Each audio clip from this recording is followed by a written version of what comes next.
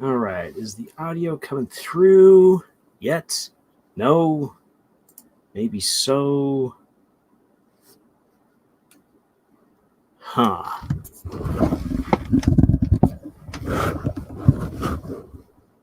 I'll say, according to this, it should all be there. Why doth I hear nothing? Okay, there we go. Now I can hear myself. Okay. Alrighty. So, finally here, a little bit late, but good evening to those of you who are here, which I see there in the chat is Hannah, TV account, Lurt McGurk. Great to see you guys here. Hope you are all having a fantastic day. There's ISO as well. Okay. Well, hi there, everyone. Hope that you are doing well. And well, let's get started. Good day to you, TV account.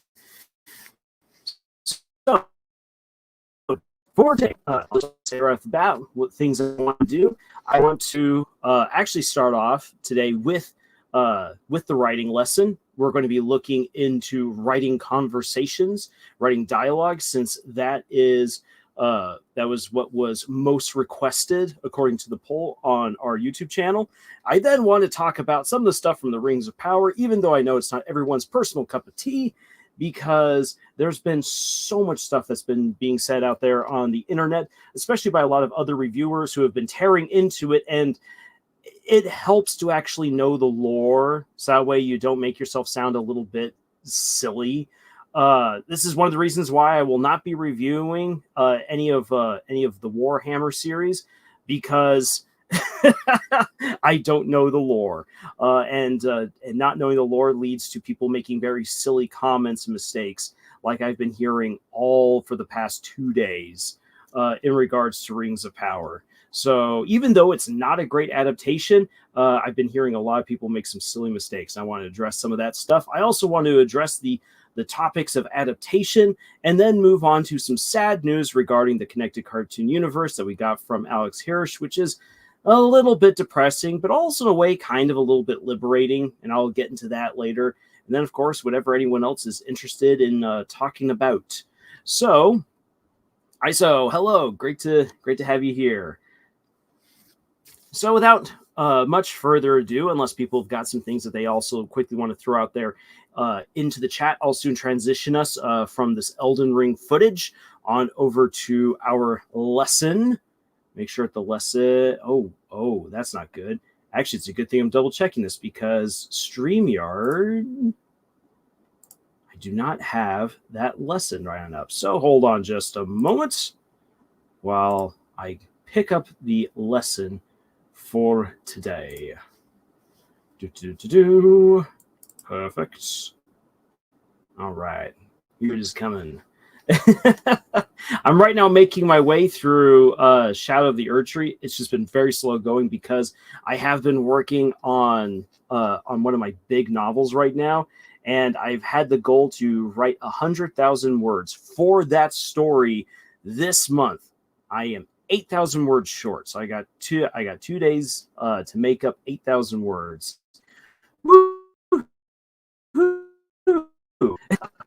And I've also been putting together this for them, so I've been busy. Not a whole lot of time to actually work on putting together to play my way in completely through Shadow of the Erdtree and make any game footage look nice.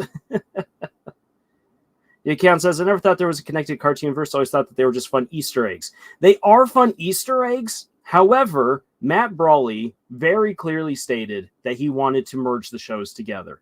He had been laying the foundation to do so. And on top of that, Alex Hirsch put into the canon of Gravity Falls that the Owl House takes place in the exact same universe. That is completely crystal clear there for everyone to see. And that was something that he and Dana had actually been working on before she even got her show greenlit. And that's one thing that a lot of people refuse to ever admit, is that they were already working on putting these shows together, or at least combining the stories, before the Owl House was even greenlit by Disney. It was absolutely a thing that at least those two had planned. Matt Brawley being a guy who had actually been a part of Gravity Falls. He had done a lot of the screenplay, even some of the directing and writing for some of the darker episodes. And he was like, "Oh my gosh, I want to put my story into Gravity Falls too." And he had been working on making Amphibia a thing. And so he mostly focused on Amphibia, which is why Amphibia actually doesn't have a whole lot of Easter eggs until a couple of different moments where those Easter eggs hit hard. Of course, dedicated to being home to Gravity Falls, and that's just got built up over time by Alex and by Dana. So yes, Easter eggs, but the process of actually merging the stories together was an early one. And so whenever people say, "No, it was never a thing," it's like, "Oh no, it absolutely was." They just never, the only one who ever officially said anything about it was Matt, and it absolutely crushed Matt when his dream started falling apart due to Disney being stupid. But we will get to that later. All right, so our lesson for tonight. This is not going to be the only time that we talk about writing dialogue. In fact, actually, as I was putting this together, I began to realize that helping people through the process of writing dialogue is going to take so much more to really pull off that just one live stream session in of itself isn't enough.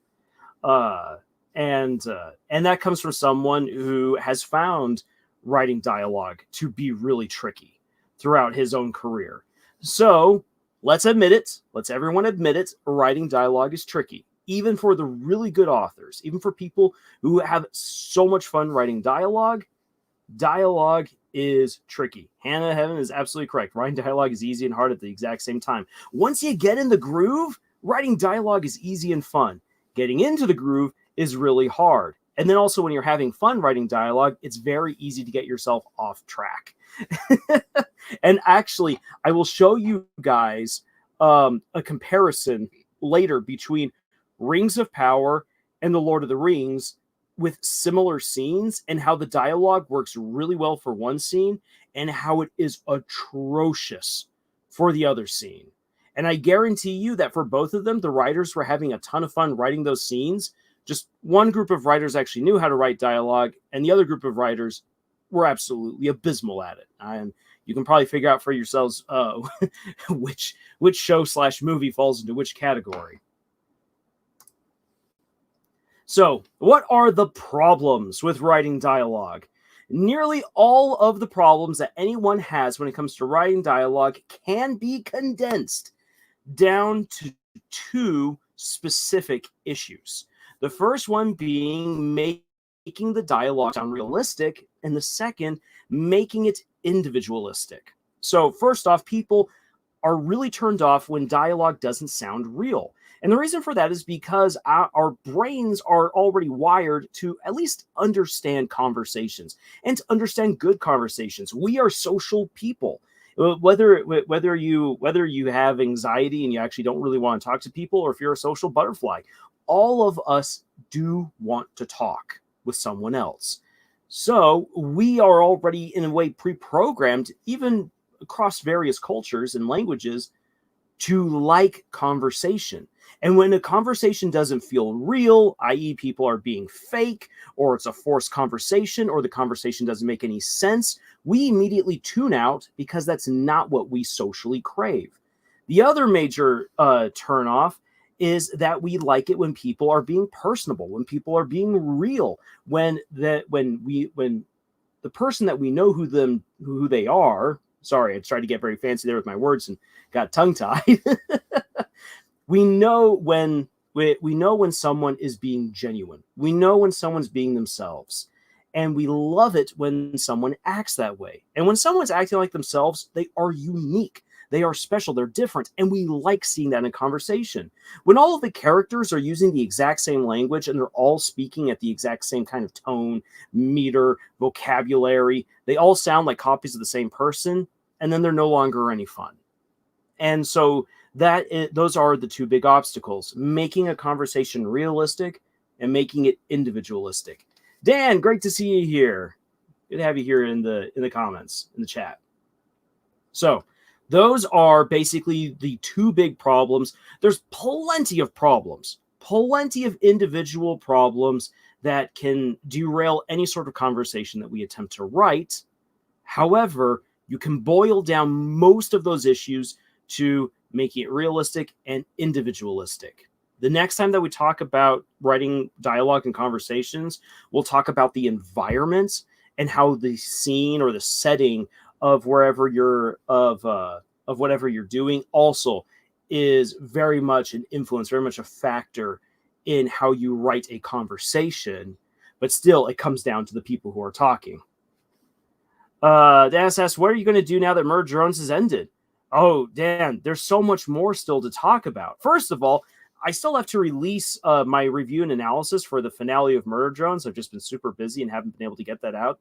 Then there's going to be the massive retrospective for Murder Drones. And then I'm really leaning towards doing a battle analysis for episode 8. So I still plan to do stuff with Murder Drones. However, yeah, Murder Drones is done. And that's kind of sad. Of course, there's still the amazing digital circus to talk about. There's definitely Rings of Power to mull over. Oh, boy.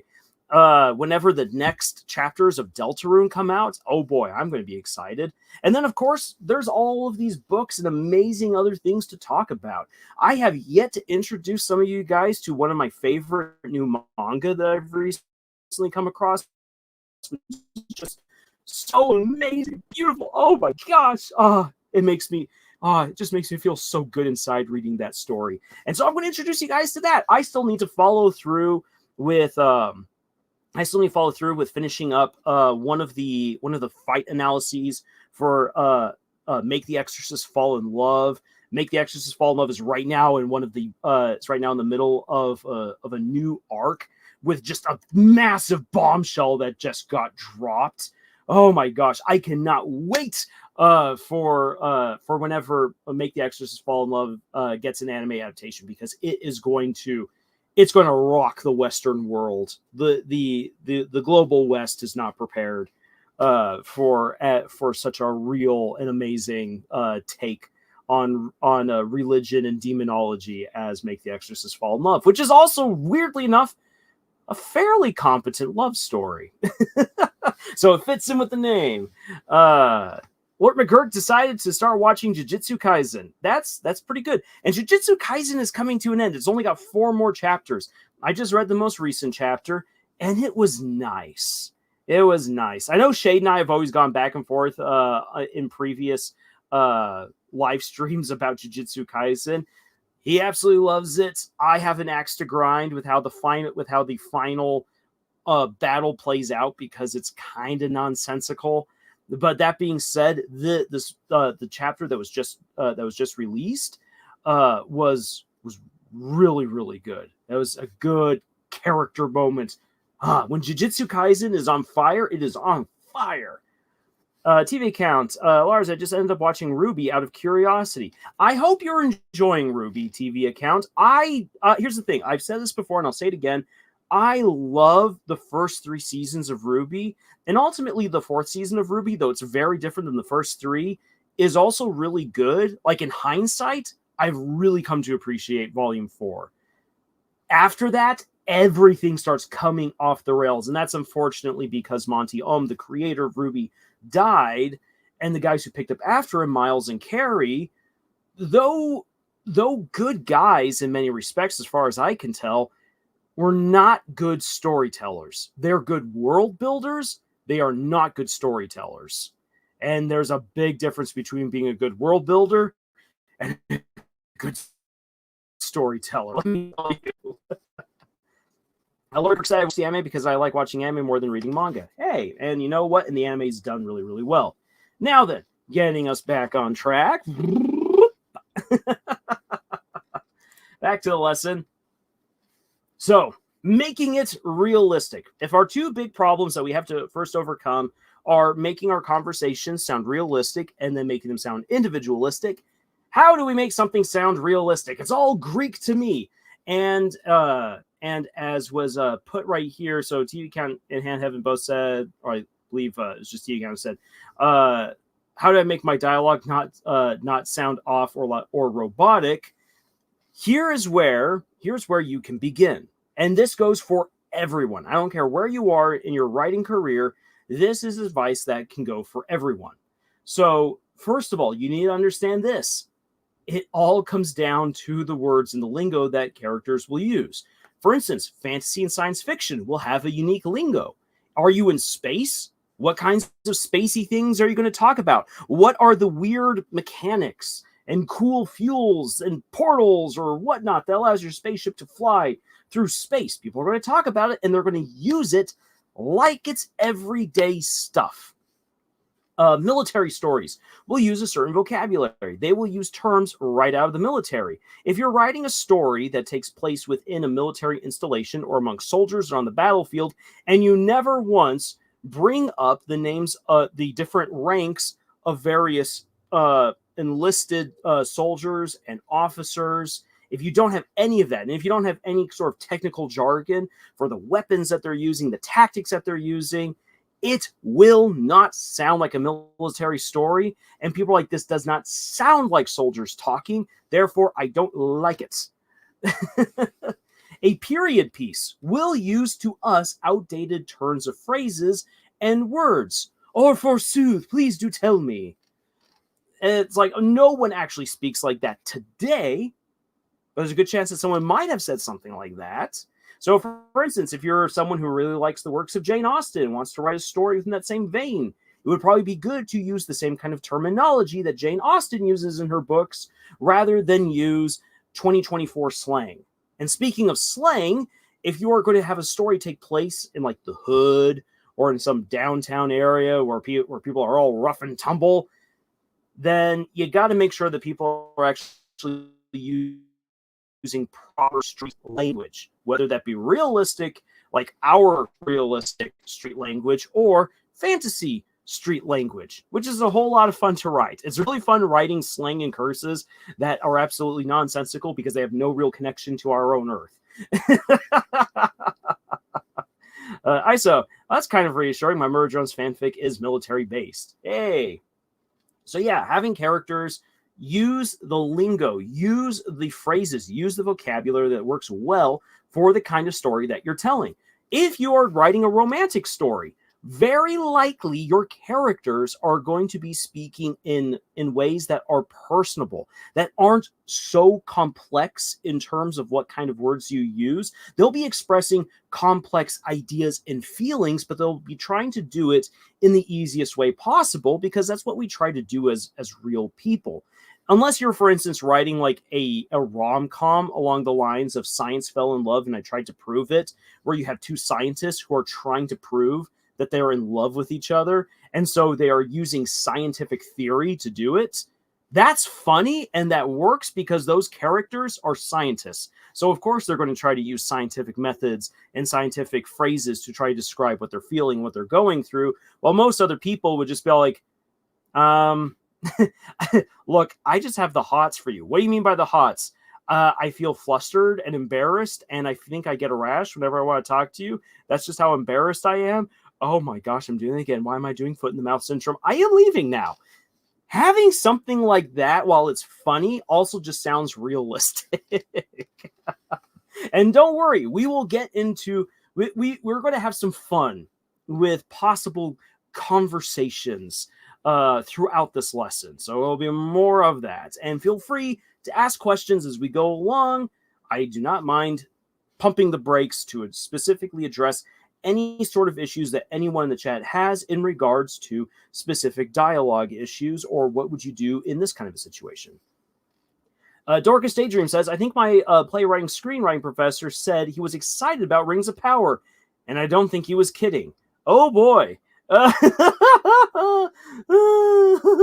Maybe he was just really excited to see something absolutely come off the rails, because I will be showing to you guys later a comparison between Rings of Power dialogue and Lord of the Rings dialogue, and you will immediately see where one succeeds and where one fails. Oh boy, it's going to be something.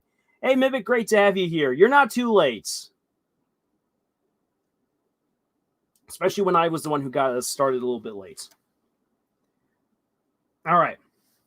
Another thing is this, and we will make this absolutely a topic probably for next week if we can manage it. That your story's environment will determine the kinds of language your characters use. This is all about setting. So in any given moment, how does the setting help to determine how your characters are going to interact? But just generally thinking, the environment will dictate how characters talk, what kinds of language they use, what is their society like, what time, what time is this taking place? Is it taking place in something similar to our own current times, in the future, in the past? That will affect language. TV account asks Lars, how do I make my dialogue not a card to read X my pages from Rex Rocket Comic? Excuse me. Let me try it. Sorry, TV account. Something must have happened on your end where things just got cobbled together. So how do I make my dialogue not hard to read? For example, my pages from the Rex Rocket comic. Okay, then. So TV accounts, we can definitely, let's put a pin in that. I'm actually going to make a little quick note right here. Comic book writing. I'm actually making a little note right there. Because comic book writing and writing prose in a book are two different things. Comic book writing will always be way more boiled down, very, very to the point. It's like writing a short story on steroids, where the pictures do most of the talking and the dialogue is just there to help ground us in what really is going on. ISO says, I'm at the point of my story where dialogue is everything, and I'm so bored and unsure of what I'm writing at all times. It's mentally draining. Yes. Dialogue can be so draining, especially when you're like, I don't know what I should have these characters say. And in that case, maybe they don't really need a long conversation. And if you need a longer conversation, chances are you might need a little bit more character building. We'll get to that. Rubens asks, how dare you call my OTP toxic, unacceptable? I'm visiting you now. Hey, Rubens, I've got a seat already pulled up for you. Rubens, I will tell you this right now. N and V are my favorite ship out of Murder Drones. I will absolutely admit that. But even I will admit that that unfortunately the ship was toxic all throughout. It is sad. It is so sad knowing at the end of episode 8 that V had an understanding with Absolute Solver that she was hoping that all they would just need to do is destroy one more planet, and then she could have V, then V could have N all to herself, and that they would be free to do their own thing. Because she has loved N this whole time, and she knows that Absolute Solver loves torturing N.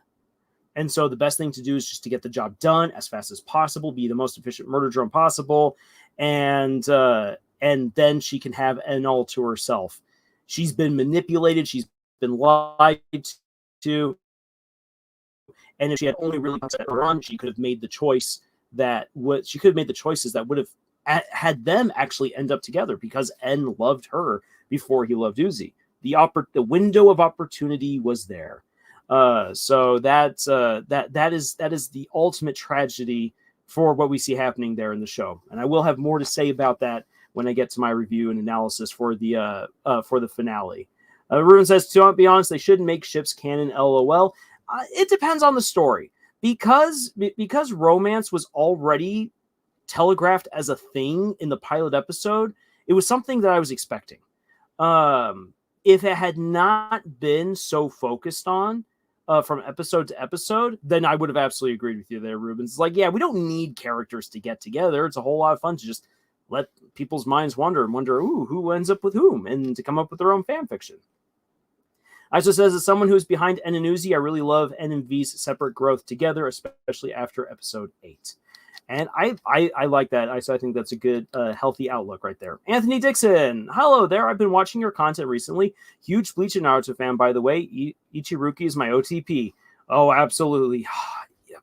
Ah, man. Kubo really screwed up there with Ichigo and Rukia. But I will not allow myself to get derailed on that long rant. Maybe later. Mimic, kind of like those old school rubber hose silent film animations with hardly lack of dialogues, and the animation speaks for itself, and the dialogue shows up in scenes via those dialogue cards. Yeah, that's kind of like the old school comic book storytelling, though put into animated form. Ruins, NX Table is still best ship. Unlike Newsy and Envy, they kissed in episode 3. That taking a table to the face is a hard way to sell that ship. All right, moving on from ships, though kind of maybe in the same vein. Know your characters.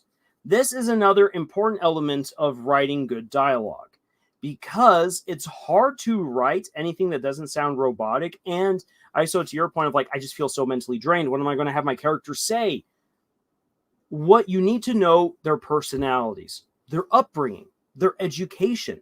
Do they have a positive or a negative relationship with the person they're talking with? Do they have an informal or formal way of to speak? All of these things and more help to bring together your characters into distinct individuals. This is what helps to make a story feel individualistic, is the characters. And how they interact with each other, because you speak with your mom and dad differently. You speak even between them differently. It's like you address your dad differently than you do your mom. You'll address a sibling more differently than you address your parents. The same with a grandparent. You will address your best friend differently than just your friend. You'll address an enemy differently than your friends. Obviously, you'll address a coworker or your boss differently than your family and friends. The different relationships will determine the ways that you speak and actually how much you do say. Like, most people don't tell their bosses much, and it always frightens other people whenever someone's like, oh, my boss here, I'll just and just share whatever's on their mind with their boss. And if the boss is really chill and cool and just wants to talk, then then everything works out really well. Oh, conversations. So don't worry, people. In any of my stories, I will never make a relationship appear out of nowhere, at least if I can help it. Rubens, Brayden had 2 seconds of screen time in episode 8, boys. Also, if you don't know your own character, get a therapist now. Dear Shrink, can you please help me understand my own character? Mimic, now Sin X Absolute Solver is where it's at, folks. A ship made in space. Very nice. Very nice. So again, understanding your character. Was their personality? Was their upbringing? Was their education? What kind of relationships do they have? What ways do they speak? Are they speaking informally or formally? Are they saying dude, or are they saying sir? Are they saying yo girl or ma'am? All of that will determine how they speak generally and what kinds of things they might also talk about. But still, as has been brought up again and again, even here in the chat, why is it still so hard? Why is writing dialogue so hard? I could have already looked this up somewhere else, Lars, and got even more succinctly. Why is it so hard to write dialogue? Well, I have some challenges for you that I think might help you out, especially to TV account. These are some things that might help you out. So try fan fiction. This is actually something that I myself did, and this helped out a lot. Trying out fan fiction. What I did was I worked on writing a fan fiction for Ed, and Eddie. If you've never seen Ed, Edd and Eddy before, you can look up some episodes on YouTube. They're wild and weird. The dialogue in Ed, Edd and Eddy is insane. I mean, it does not make a whole lot of sense sometimes, especially with Ed. With Ed just one D as opposed to double D Ed. But yeah, Ed says some of the weirdest stuff, and yet if you're paying attention to the stuff that Ed says, a lot of it actually fits really, really well. He's an idiot, but he's an articulate idiot.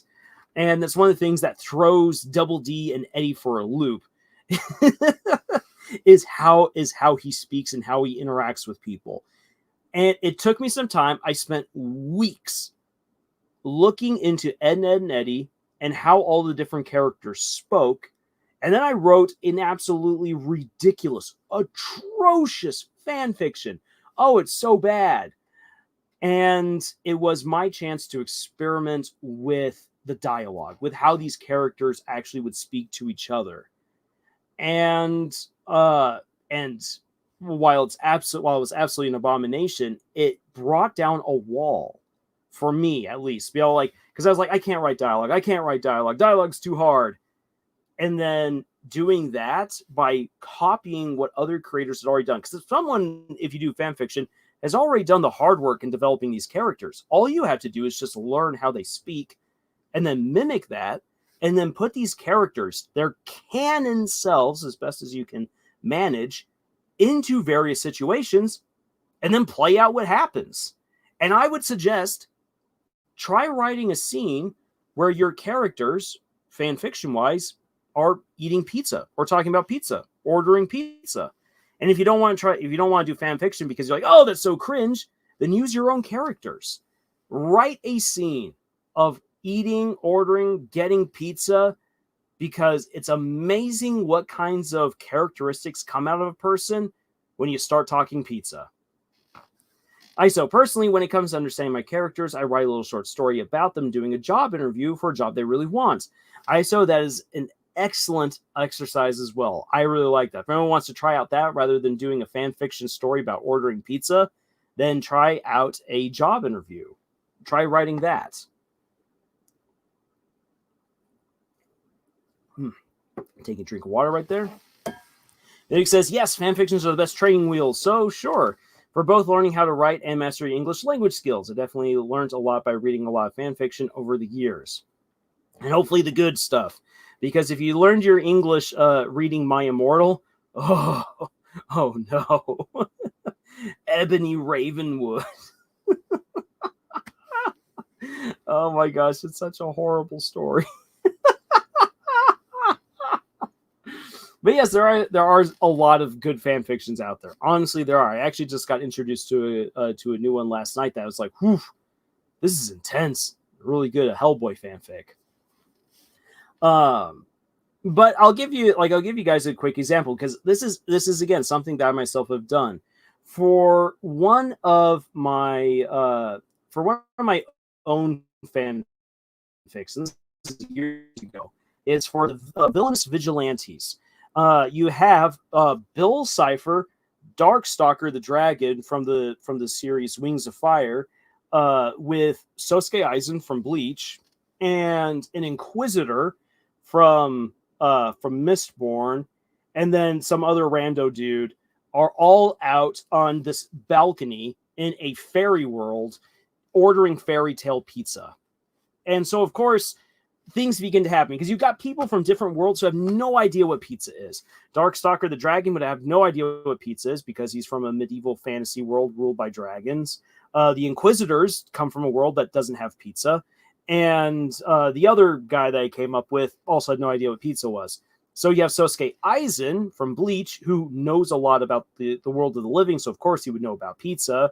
And then Bill Cipher, who of course also knows about pizza.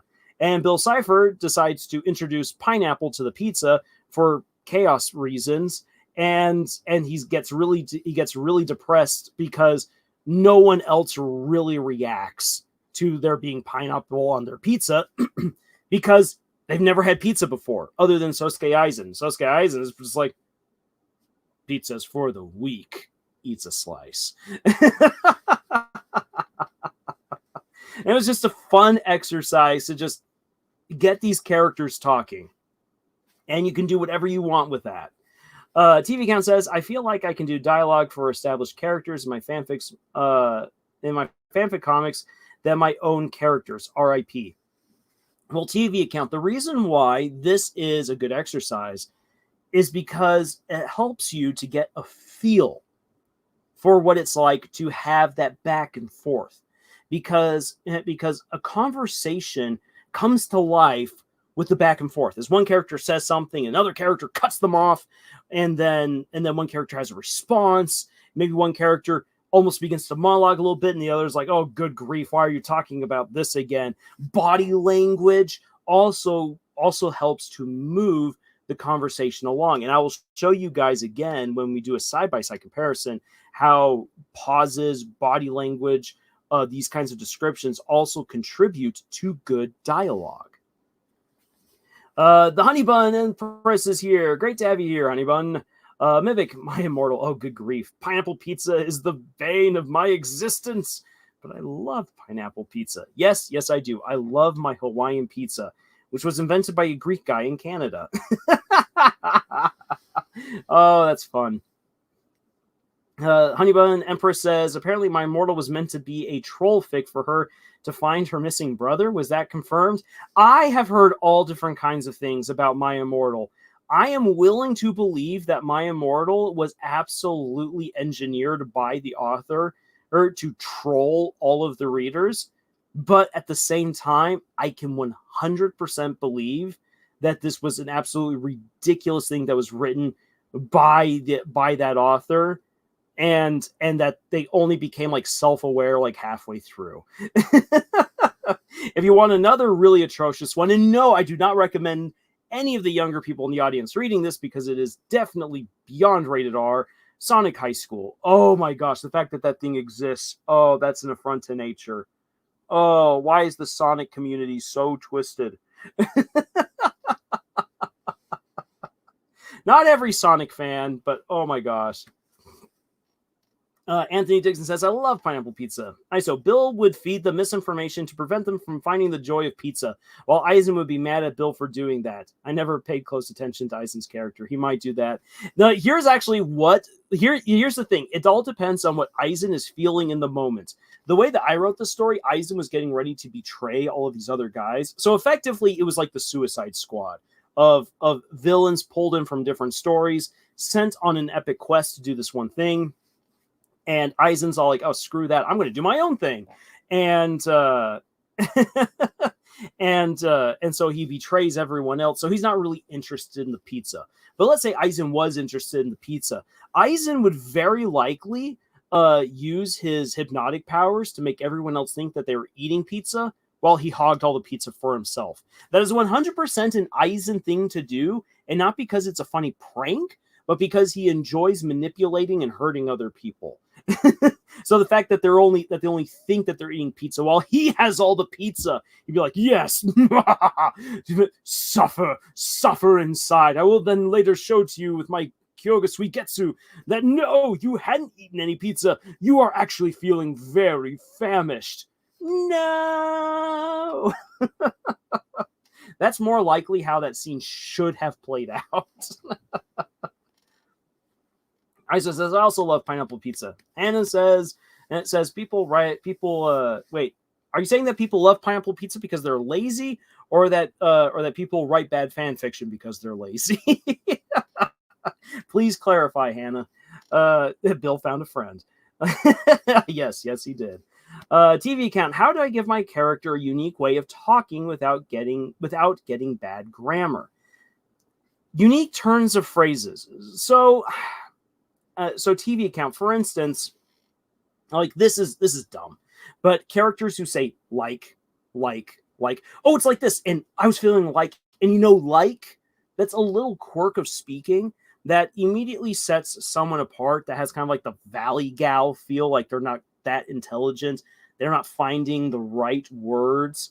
Another thing that you can actually do is you can have someone pause, have them stutter. that's a unique way of speaking. For instance, I deal with a stutter. So there are times where you will hear me repeat a word more than I probably should. And that's because for whatever reason, I've just got stuck and I have to get myself out of that rut. So a stutter can help make a character sound unique, or a word that people like to come back to. Anthony, yeah, it's like a Shaggy is from Scooby Doo, Ruby Roo, like zoinks. Having like a fun word that a character kind of claims as their own, that they throw in here and there. That's another way of making a character sound unique. You don't want to completely overdo it, but that is something that you can use. Also, there are certain turns of phrases that people like to rely on. It's like, for instance, my own mother in conversations with her will sometimes make sweeping statements like, it's just the way of the world. And you're like, where did that come from? And it's more like a sentence that's being used to kind of help reset the conversation or redirect it somewhere else. And people will do that all the time. Spend some time listening to people and you'll begin to realize that people use different phrases to either try to stop or start a conversation or guide the conversation in a certain way. And those are just kind of comfort phrases that people will use in a conversation, either to keep the conversation going or try to lead it the way that they want to. And you can absolutely put that in to what your characters are saying that makes them feel unique. A good example comes out of the Stormlight Archive, where you've got the character Lopin, who will always refer to people as Gancho. And if he feels that someone's being too serious, he might have just been addressing them very respectfully, and then suddenly he'll be like, "Yo, Gancho, no. And they're like, "You just called me Captain Stormblessed. Where did the Gancho come from?" "Because you're acting too serious, Gancho. We got to bring it down a little bit, And the little things like that help to bring out the personality of those characters. Roblox, when did the stream start? The stream started at 6:15. I was a little bit late. I wanted to start it at 6 o'clock because I've been asked to try doing it a little bit earlier. I don't know if I'll always continue to do that, but just trying some things out. So sorry if it feels like we left you out to dry a little bit there, Roblox. I'll try to do a little bit better about letting people know ahead of time when the live streams will begin. Roblox, yes, indeed. Realizing you didn't actually eat pizza is a travesty. So quick little story moment here. Fun, awful fact. Cigarette smoke makes meat taste awful. If meat is around secondhand cigarette smoke, it just tastes bad. One time when I was living in Austria, I went to a Duna shop, and Duna is, it's so good. It's the Greek version of the euro. Oh, it's so tasty. But the shop that I went to was owned by a guy who was always smoking. So unfortunately, all of his meat tasted like cigarette smoke. When you eat a Dunas are huge and they fill you up. However, if you eat a bad Duna, one that just tastes nasty, the way that the magic of the Duna is that you feel full no matter what, but then there's no satisfaction that came with it. It was the worst Duna I ever had. Just imagine eating a giant clump of what's basically secondhand smoke. Ugh. Oh, that's a travesty. That's like finding that you were eating pizza, but not really eating pizza. Ugh. All right. Meg, wasn't there that disgusting 2 babies and 1 fox comic too? What is wrong with humanity? Oh, I don't know. Oh, I don't know. I don't need that in my life. I've already read enough bad fan fiction. Roblox, I'm just glad I checked that there was a stream, and we're so grateful to have you here, Roblox. It's good to have you here. So conversations with my brother are the slowest thing in my life. He can't go 2 words without pausing as he actively crafts a sentence, and I can't talk without stuttering. And you know what? That happens. It happens. So a lot of us do have our own speaking quirks, and that's absolutely fine. And I like it when you can put that in for a character that you're creating. Actually, right now, to give another example of creating a character or how a character writes, So in one of the D&D campaigns I'm a part of, I play a wizard who gets super flustered around women.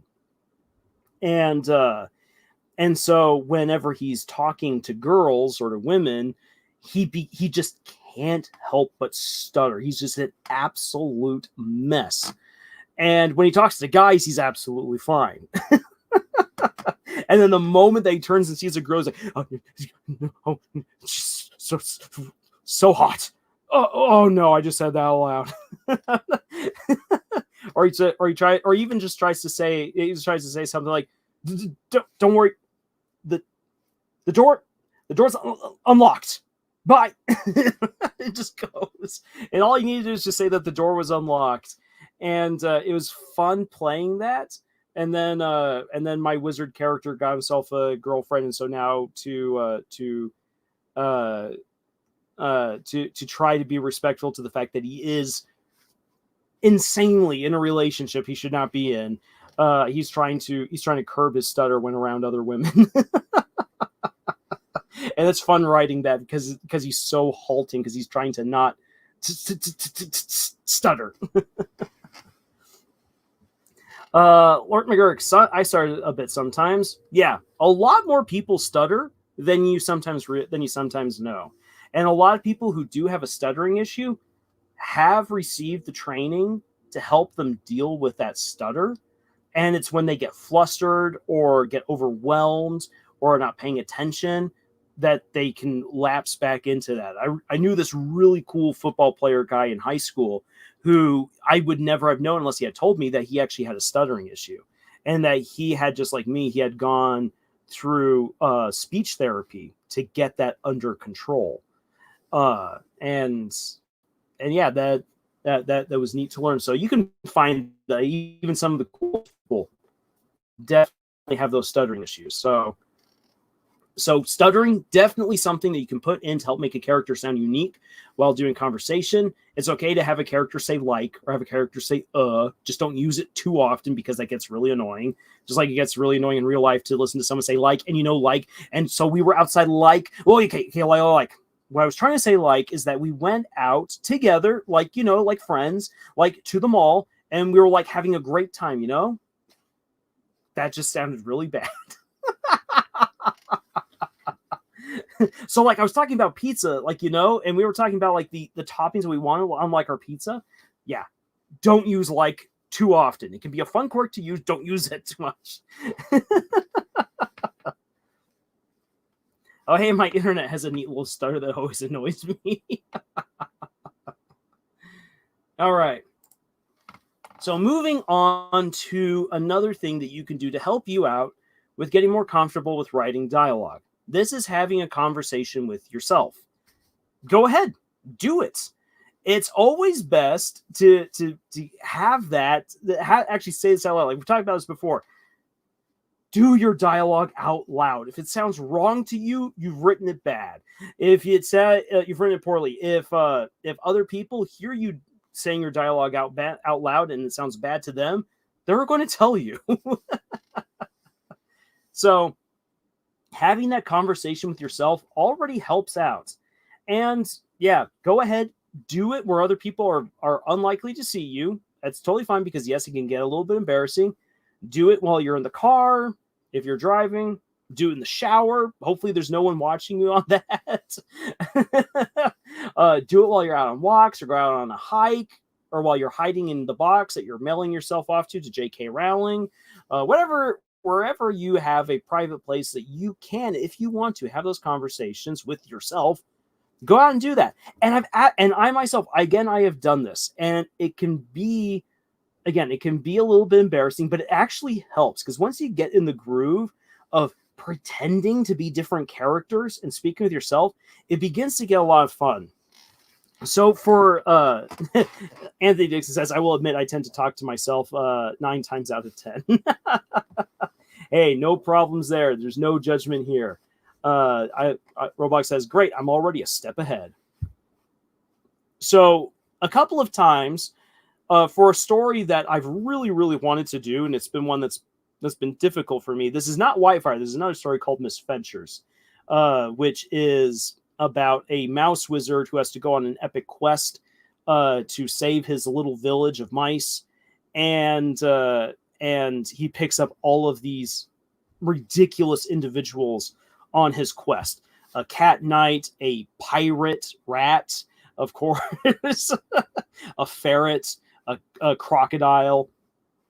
All these different characters come to join him on his quest. And so one time I was out while I was going to go meet up with the rest of the harem, and so I had this really long drive through Arizona to get up to Utah, and as I'm going, I was like, you know what, like let's actually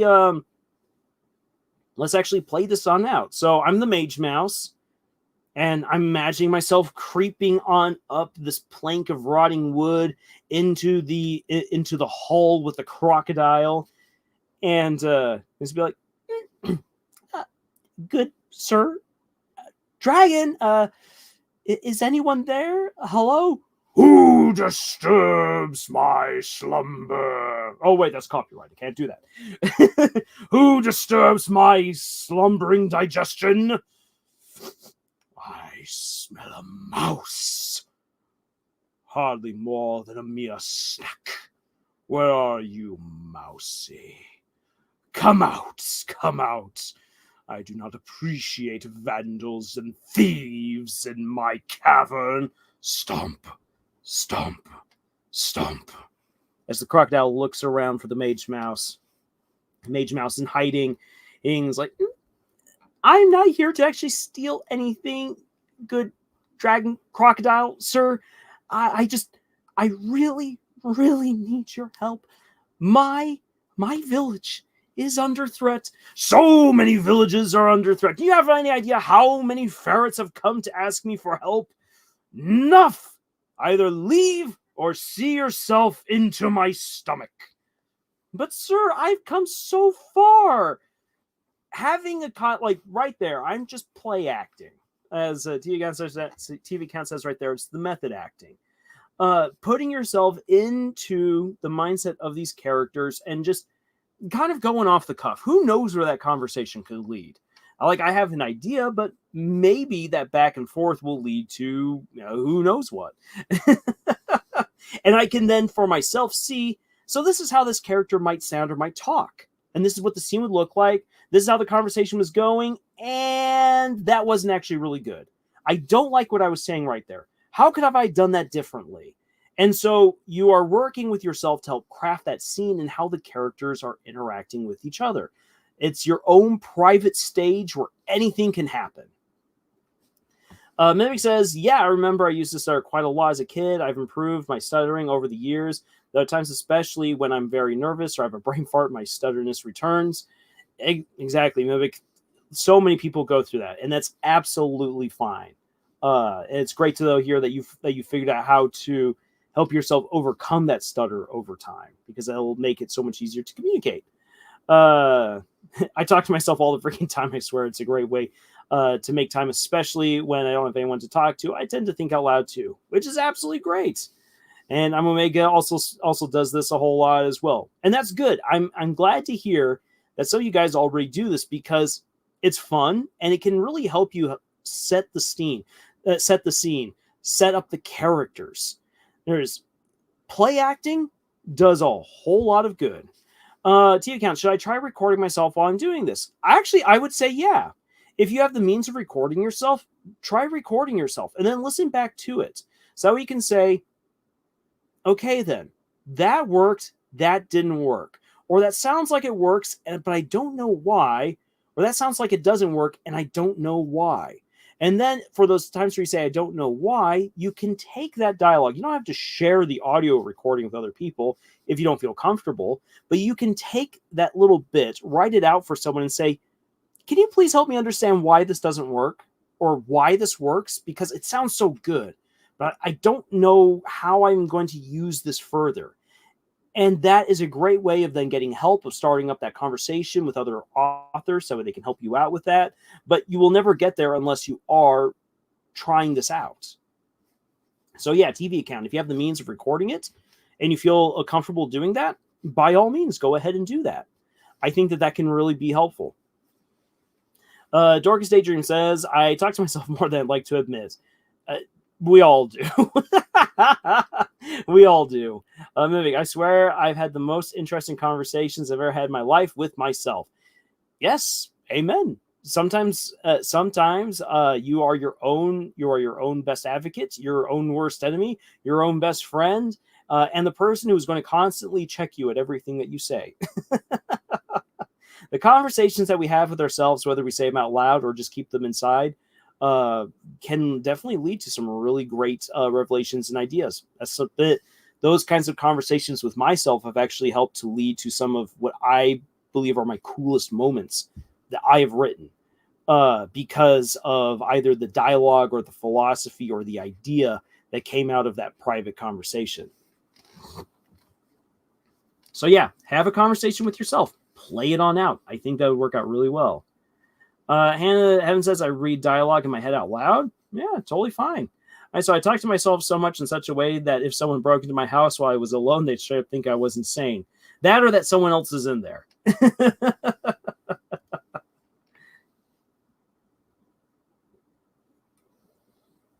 Take another drink of water right there. A lunatic in the attic. Don't go up there, man. Don't rob this house, man. He might go crazy on you, man. All right, then. Now then, in kind of in the same vein as having that conversation with yourself, monologuing. I want you to actually give this a try at least once. This sounds really ridiculous, but it actually does help. It helps because many times we end up writing more of a monologue than we do a dialogue.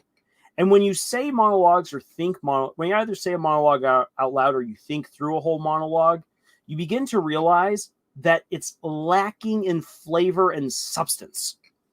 So just go on, get it out of your system, monologue to your heart's content, and then ask yourself, have you actually developed your character via the monologue?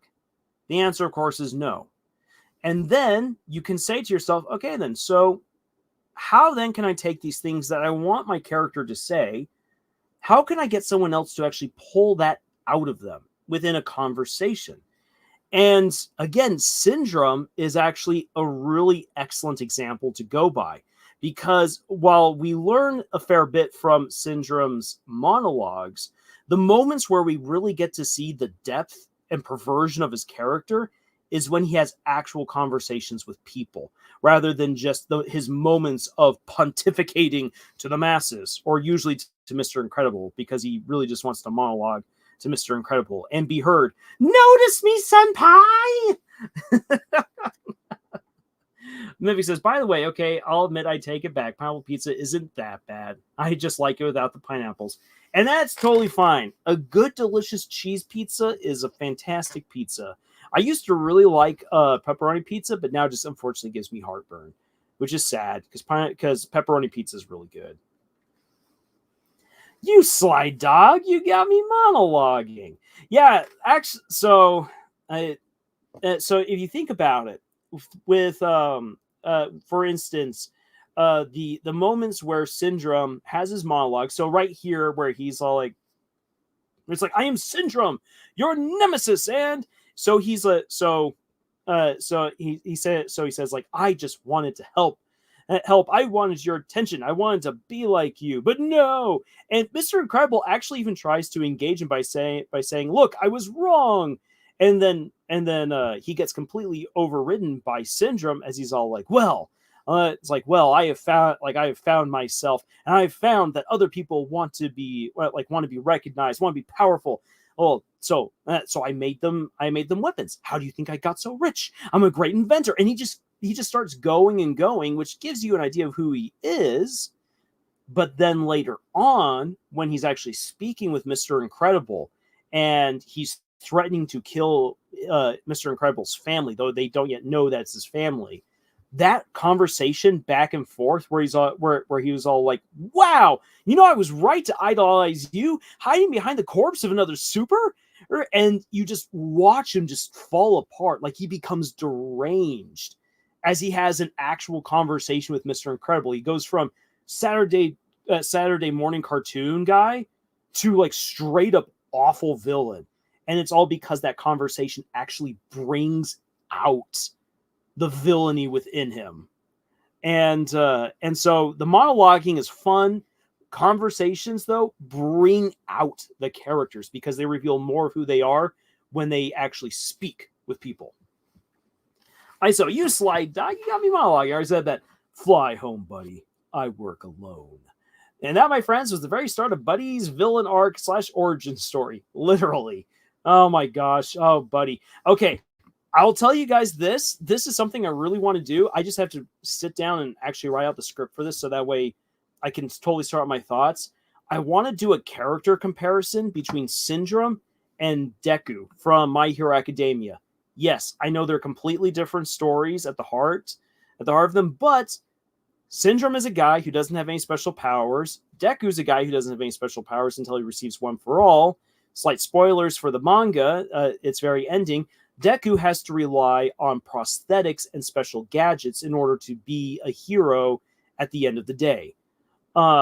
Syndrome has to rely on special gadgets and inventions and prosthetics in order to function as a superhero or as a supervillain. So they're actually very similar. They've both studied superheroes. They're obsessed over superheroes. What is it that transforms Buddy into a villain? And what is it that transforms Deku into a hero? Sure, All Might does tell Deku, you too can be a hero. But I think that even if Mr. Incredible had just simply said, hey, Buddy, thanks. Now go fly off and tell the cops that I caught Bon Voyage. Buddy would probably have still ended up being a villainous person. And so what is it? What is it that divides Buddy Syndrome from Deku the hero? That's that I think that would be a fun little character analysis to do. TV account. How to make my expositions sound less lore dumpy and more conversational. Talking about what's happening. That TV account is really excellent, especially since you're working on a comic. You have to be more concise. And like I said, I will get to that. Don't you worry. Let me just show you guys right here this last slide, because this is your writing challenge should you decide to take it. And then we'll start talking about your specific concerns with comic book writing. So here's your writing challenge. Choose one of the three. Do a fanfiction with a specific emphasis on character interaction, already borrow from pre-made characters. Do your best to do your research into them, how they speak, how they interact, and then write that. Or carry on a conversation with yourself and document that. Try to write it. Create a conversation. Do that. Or carry on a monologue and document what you don't learn about your character through just simple monologuing. And if you start, wow, how on earth did Stuart end up there? That should just be start. And if you do Stuart stuffing in a bunch of information, think afterwards about how that might come up in a conversation. Because monologuing does allow for a lot of interesting information to come out. Again, thinking back to Syndrome. But what Syndrome says in his monologue gets reiterated and actually built up on in real conversations with Mr. Incredible. And those conversations end up being way more interesting and way more character building than just Syndrome's silly monologues. I says, quick question. I'm at a point in my story where I'm explaining the magic system. So there's a lot of information to go over in a short period of time. How do I make this information a conversation? That is an excellent question right there. So let's first start off with TV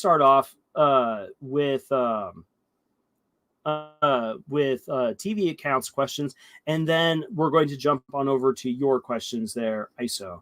And for that, let's jump away here from Zeus, and get some more background stuff going on here. All right. So TV account. First and foremost, since you're dealing with a comic, again, most of the storytelling is actually going to be told through the drawings. The drawings carry a lot of the weight in the story. Granted, there are some comics, especially graphic novels, that have tons of text in them. But when it comes to working with a comic book or with a web series, the actions that you see on the page should really be carrying the most weight. So whenever you do have a little blurb, when characters are actually saying something, or you have text to describe what is happening in the world or to describe an element of that world, it needs to be concise, meaning it needs to be as short as possible. So for instance, if you have something like, oh, the hero, little did the hero know that the villain was in waiting, then you have something like that. You don't need to write out, and the villain was waiting in their secret lair with cameras watching on the hero, watching their every move, so that way they could catch them unprepared and unawares. You don't need that. If you just simply have a little text block saying the villain, but little did the hero know that the villain was watching. Boom, and then you draw the villain in their lair, looking at a bunch of screens, being like, yes, I see Captain so and so. Captain so and so has been a thorn in my side, but little does he know, I see everything. I will catch his weakness yet. And so right there, I kept it really nice and concise. The imagery should tell most of the story there. And the characters will keep things very, very clipped. They will maybe in one panel say at most 3 sentences, and even that might be a little bit too much. You want to keep your sentences nice and compact and straight to the point. And honestly, that's also how most people actually talk. I mean, there's me who's long-winded, but to be honest, that's not how most people speak. And I understand that. And that's something I have to remind myself as I'm writing, that I should not make my characters long-winded like I am, because that's not how most people speak. So comic book writing can actually really help out with that. Where, like, you have the hero, you're like, it's like, here you are, Mrs. Jenkins. I saved your kitty from that tree. Yeah, from that living tree. Which, of course, I mean, the audience has already seen the living tree, so I'm just saying that. But then the hero, Captain So-and-so, can then say, but that's strange. A tree should not be able to uproot itself and wander around. I must look into this. And it's simple. It's simple to the point, of course, people know that a tree can't get up and walk around, but the hero is guiding you through their train of thought, and then through other panels as they do their research. Like, they can go over to the police station and be like, officers, I need to know, has anyone else reported moving trees recently? And it's like, and then you can then say, I don't care how insane it sounds, I just need to know. Boom. Has anyone reported moving trees recently? I don't care how insane it sounds, I just need to know. Boom. That's everything that you would need, that you would then need as far as like the person, as far as the hero speaking, to which then you then show an image of the police rifling through their files, and then one person saying, I don't know about this Captain So-and-so. A lot of these stories are really weird. That's okay, because moving trees are weird. And then have the image show like tree got up and walked at Tuesday, 3 a.m. 2 trees. He's apparently planted themselves in so-and-so's yard on such and such date. And so you keep it nice and concise. And you let the images speak for themselves for the most part. And you only put in the words that need to be said. That's the way it goes, TV account. Now then, there is actually a very specific art to that. And there are some YouTubers out there, and there's some resources out there that are excellent at helping people to realize what can and can't go into a comic book panel. Because since you have such limited space, and again, the image needs to really grab people, there are editors out there, and there are comic book creators out there who are really, really good at helping other creators be concise and showing exactly what words, what phrases should go where, when a character should speak. because that's something that a lot of comic book creators unfortunately get wrong.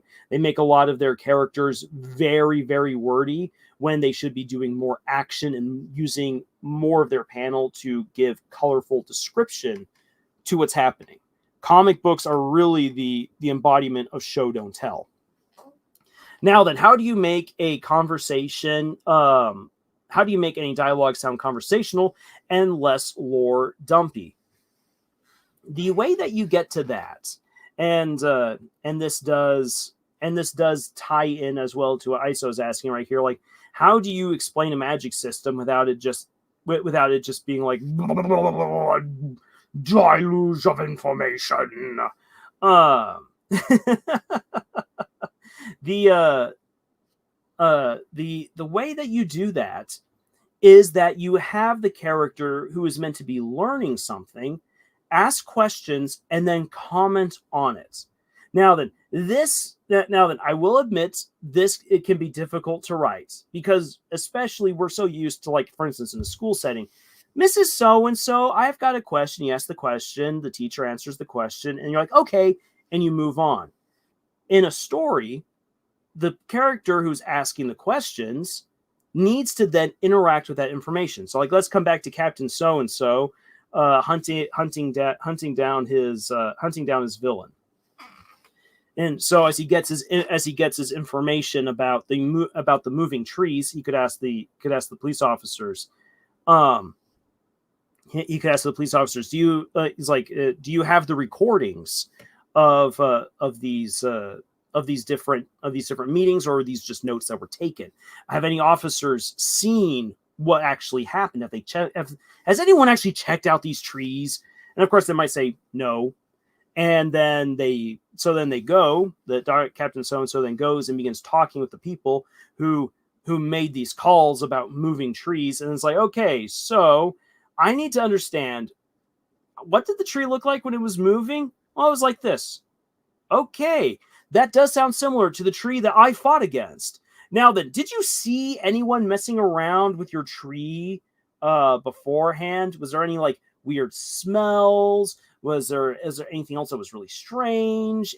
Anything at all?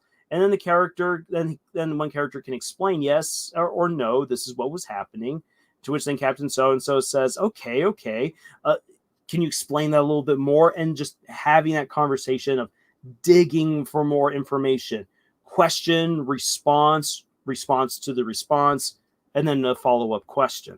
Then that's a good pattern right there. Roblox says, open a magic book and make the book answer any question that has information in the book. That is one way of doing it, Roblox, and that can be helpful. That can also be rather tedious. That's another way of having, like, a deluge of information. I have seen that pulled off well for, like, really small bits of information. So, like, for instance, if you read the book Beyonders, A World Without Heroes, the main character learns about the main villain thanks to reading a book. And then he's like, okay, and so I've read this book, and I got some information, but I really actually don't fully understand everything that's going on here because the book can only reveal so much. And that's a good way of doing it, where a book can provide some information, but then the character's got to go looking elsewhere to receive more details. But TV account to ISO.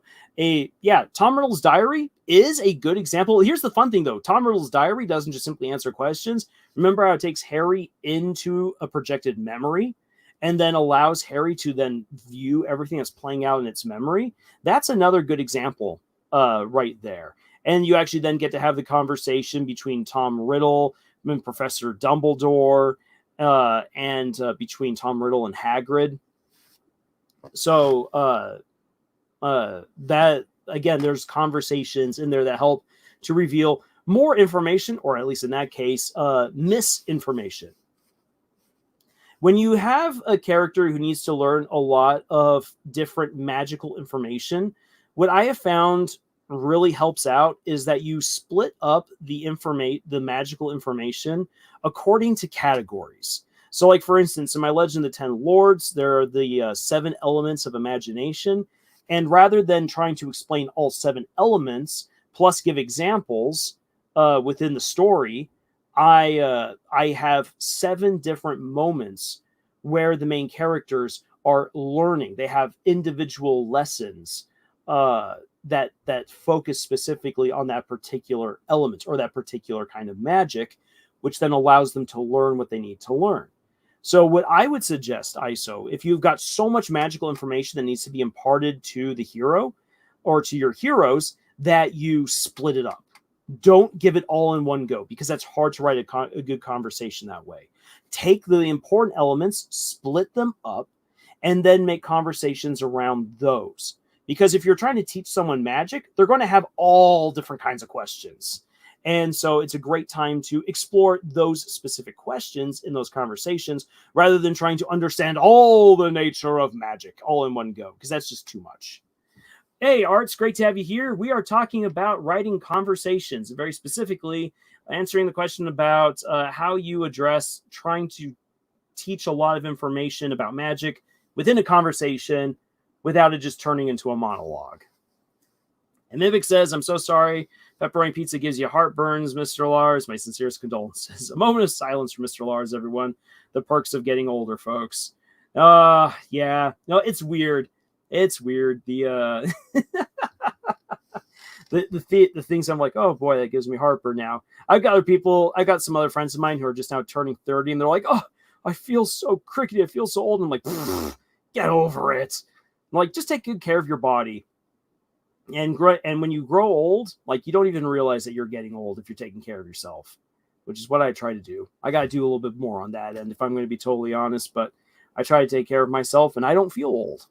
It feels great. Also, another way to never feel old, keep on learning. Keep on doing. You will never feel old so long as you're learning and doing.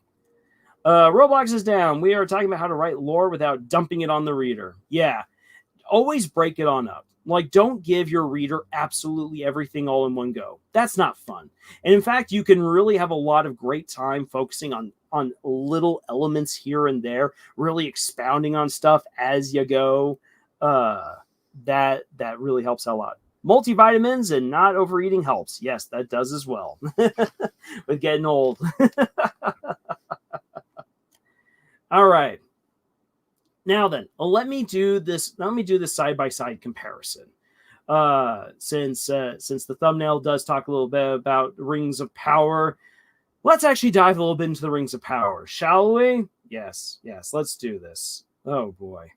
What I'm going to do is I'm going to show to you guys a clip from the first season of the Rings of Power, where unbeknownst to Galadriel, or as the not fans of the series have come to call her, Galadriel, she is, unbeknownst to her, she is talking with Sauron, and the conversation that she's having with the guy who's actually Sauron but pretending to be someone else is really, really just. And then we're going to compare that to Frodo and Sam talking to Faramir. And the conversations, the two types of conversations, are rather similar. They're both antagonistic, with the characters being stuck in situations that they don't want to be in. They don't really trust each other. And so we're going to see how one conversation flows really, really well, and how another just starts falling apart. Then it says, the older you get, the faster time passes. That it does, and yet at the same time, there's a whole lot of time still in the day. Now that I say that as a 35-year-old guy. Yes, I'm ancient. I'm not ancient at all. I am in my prime. Yes, Arts, we do have to watch it. Or at least I'm going to put it on. All right, so here we go. Our bad conversation begin. The distance. Let me put down the audio a little bit so it's not drowning me out, and then destroying people's eardrums. You needn't keep your distance. I'm simply wondering what manner of man would so readily abandon his companions to death. Okay, then. So already right here, conversation-wise, this does not make any sense. So if someone says you don't need to keep your distance, and granted they're on a broken raft, or they're on bits of ship that they've strapped to be a raft together, he says you don't need to keep your distance, and Galadriel, or Guy Ladriel's response is, "I'm just wondering what manner of a man abandons his crewmates to death." Does that make any sense? Right there. That's not the kind of thing that most people would actually then respond with. If someone says you don't need to keep your distance, I mean, we are stuck on a raft after all, the other person can say, "I don't trust you because you abandoned your crew to their death." And saying it like that conveys the exact same thing that she was supposed to be saying, and says it and is an actual direct response to the question. When you are writing, you actually want characters to interact with each other. Sure, one of them can be airy and aloof and not really want to talk to the other person. But again, what Galadriel said right there is not an actual response to his question at all. And we're going to be seeing a lot of that in this clip. I had an idea like that where the lessons were split up in topics and addressed individually because the people being trained are each only proficient in a single type of magic, 2 for 1 person. Each person only attends their lesson, so only really have to explain one element of magic at a time. Still quite a bit of information because every aspect of magic ties into another. ISO, that's a great idea, and you can begin to show that interconnectivity and imply it as well to your audience. And that's kind of the route that Brandon Sanderson takes with teaching the art of allomancy to Vin in the Mistborn series. And I personally find that to be one of my favorite ways of having magic explained. Though J.K. Rowling could have done even so much better with her Harry Potter series if we had actually gotten real classes more often in the books. But that's my little quibble as a teacher and as a nerd for magic. Mimic, I just turned 23 a couple weeks ago, but yet I feel like I've lived an entire lifetime. Life sure is strange. And that's the way it goes. If you've been living a fulfilling life, if you've been enjoying life and doing your best to learn from it, make the most of it, heck, you will have lived multiple lifetimes. And especially if you want to experience multiple lifetimes, read good books, because you can live vicariously through fictional characters. Ha ha! All right, back onto this horrible conversation. I'm the sort that knows how to survive. Okay, so here he actually does respond to her by saying, because she says, "What manner of man leaves his crew to die?" And he says, "Oh, I'm the type of man who has learned how to survive." So he's actually answered the question. That's good. That's a real response. Yay. I be part of the larger target. You're a target still. I doubt we shall find safety until we make landfall. Okay, now then, right there, that change in direction in the conversation is unnatural. So they're just right now talking to the fact that they don't trust each other, and then immediately she follows that up with "We won't be safe until we find landfall." Where did that come from? That's an entirely different topic that has nothing to do with whether or not they trust each other. Unless she was going to say something to the effect of, again, "I'm going to stay here on my side of the raft until we reach landfall, unless you can convince me that I should trust you." Boom! That makes more sense. The sudden change in the conversation is within the exact same breath. It doesn't really work out well. Now we'll show when we look at Frodo and Faramir how the conversation suddenly veers in one direction really, really quickly, and yet it makes sense because of good pauses and descriptions in character movement and body language. There's like no body language happening here except for squatting and wrangling a rope. Iso says, "It's actually the very first lesson that I'm having trouble with. The first lesson is the introduction to magic. Every student attends the lesson, and they all have questions."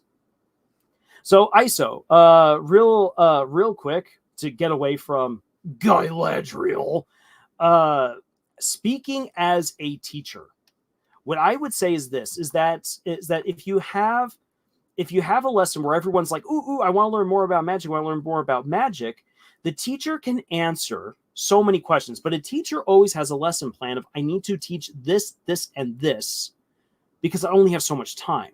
So teachers will normally answer a handful of questions and then tell their students, I can't answer all your questions right now. Please keep your questions until later. I need to teach you this. And by teaching this, you might learn something, or you might know which questions are better to ask. And I think that might help you out there, ISO. You can have your students be like, ooh, I want to learn this. I want to learn this. How does this work? Teacher answers a couple of questions, then says, look, I need to actually teach you this. So hold on a moment, teaches the thing, and then the students can be like, ooh, actually, I now have this question. That give and that take, I think, will really help you out with doing that particular lesson. And so if you want, we could always try this out. This might be a little bit interesting to do on over at our Discord. We can always do a kind of like classroom scenario and do like a little Q&A where people there on our Discord can play the part of students and ask questions, and you can play the part of the teacher and just see what happens. I think that you might really enjoy that particular that particular exercise, so it might be a little bit eye-opening to you. Please hold your questions until the end, and maybe they will be answered. Yes, indeed. Arts, did you ever have a teacher try to scare you out of teaching a certain kind of class? Did I ever have a teacher? I've had parents try to scare me out of what to teach or what not to teach. No, not really. No. I had one of the people in the administration be like, I don't know why you're teaching this. This is nonsense. And I'm like, oh, believe you me, the kids are going to get it. And I loved it because at the end, the administration person was like, I have to admit, your students now understand prohibition way better. I still don't like that you had them play a game. I'm like, that's how they learn. Because I had them play a game of basically cops and robbers, where everyone was trying to smuggle alcohol right underneath the police's noses, and the kids who were the police were trying to wrangle the entire class and just kept on losing to the bootleggers. It was fun. Arts, I had a Spanish teacher who convinced me not to go to high school English. She said that high school kids were ruthless. Oh, oof. Administration is administration. Yes, administration. They have no fun. They have no souls. No, they do. I liked some of the people in administration, but admin and I always locked horns. Arts, I love writing and all, but after thinking about it, I became convinced teaching wasn't my thing. Oh, that's sad. I mean, Arts, that comes down to what you yourself want to do. I'd wanted for years to be a teacher. Then I was a teacher, and then I got burnt out of being a teacher, and I became a writer. A message from a student to all teachers everywhere. I don't want to be here. Yes, it's so true. And it's the job. That's the difficulty of being a teacher. You have to be a teacher. You have to be a babysitter. You have to be a stand-up comedian every single class period. And there's a reason why students generally don't like school. Yeah, because teaching's not made as fun as it once was. Anyway, moving on to the more unpleasant topic at hand. Suspect finding safety won't be that easy. This way's not for you. See, and so coming back to it. So safe harbor. I'm at safe harbor. Well, finding safe harbor isn't going to be all that easy, especially for you. Oh, well, what does that mean? Like, again, that just comes out of nowhere. Separated from your ship. Really? So again, this dialogue doesn't make any sense. Separated from your ship? Really? Who speaks like that? No one really. There is. So now then, here is something that you will actually see from a lot of professional authors. And I enjoy doing it from time to time. Writing deliberately incomplete sentences.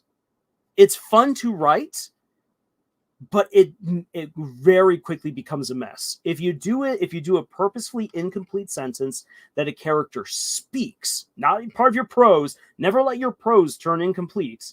But if you have a character speaking in an incomplete sentence, that can sound realistic. But if you constantly make a character speak in incomplete sentences, they become incoherent. You don't know what they're actually talking about or how they're jumping from idea to idea. And that's one of the things that you definitely realize with this clip, if you watch all 3 minutes of it, is that they are speaking in incomplete sentences and incomplete ideas again and again, and it's annoying. All right, so I'm a customer service rep, so I'm still explaining stuff, just not to a class. Oof. Oh, customer service. I couldn't do that. They're like, shut up, students. I'm trying to teach here. Ask your questions. Never. Just joking. Yeah, never act that way if you're ever going to teach. You want to encourage questions, but you also want to make sure that you're actually teaching, because there's those students who realize that they never get taught if they constantly ask questions. Aha! No class for us now. Roblox is down. Considering teaching hasn't changed, I reckon it was never fun. Teaching can be a whole lot of fun. It absolutely can be. I had some fun lessons. I had some fun classes. But teaching is hard. Teaching is very hard. Art says, third graders are kind of fun. They thought freckles were chickenpox. I wouldn't mind tutoring. I'm more of a one-on-one kind of guy. And I totally understand that. I've thought about doing tutoring as well, because it's still teaching and it's a one-on-one thing and you're still helping someone out. You're a deserter, aren't you? Do I have the look of a deserter? You don't have the look of someone to whom things happen by accident. And where did that come from? Where did that come from? So, I mean, that's an obvious, that's an okay observation. You're a deserter. Do I look like a deserter? But then again, it just completely then comes off the rails from over there. Where did that assumption come from afterwards? Hannah says the reason why it is so unnatural is because they forgot to add build up to the conversation in the script. And that's very good. That's one of the reasons why I had put up there as an option to learn about proper setup and payoff, because Rings of Power, they love to talk about how they do setup and payoff. Their setup is silly. It's bad. Yes, they are doing it, but they're doing it in a way that's really ham-fisted. Where it's like, look, guys, I'm doing stuff. This stuff will be important later on. Ha ha! And when you act that way, it just becomes obnoxious. Arts, yeah, it just shows how much effort they put into this, aka none. Which means you were running. Whether means toward or from something, I haven't yet decided. Again, so that's actually, at first, it's not bad. So you're running from something. Okay, that's a good observation. But then, whether to or from, I've not yet decided. Who adds that? And why would he even say that? It just does not feel real. Again, we know when a conversation feels real and when it doesn't. For him, it could then say, for a proud elf like yourself out in the middle of the ocean, I would assume you're a deserter. Well, do I look like a deserter? Maybe not, but you definitely look like someone who's running from something. And that's needling her. And that sounds way more realistic. Remember the time when they used to give out corporal punishment in school? Good times, but not really. It's like they wrote the dialogue thinking it would work, but when it comes on the screen, it's just no.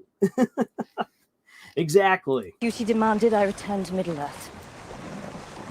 And that is all you need to know. Duty demanded that I return to Middle-earth, and that's all you need to know. Okay, Galadriel sucks as a character, but that actually was a fair bit of dialogue from her for a change. And I've already had all I can stand of this. So let's actually go and look at a decent bit of dialogue. Now then, this is between Frodo, Sam, and Faramir, right after Frodo and Sam have been picked up. They've been taken by Faramir's men, blindfolded, and carried through the woods of Ithilien after the whole battle against the Southrons and the Oliphants.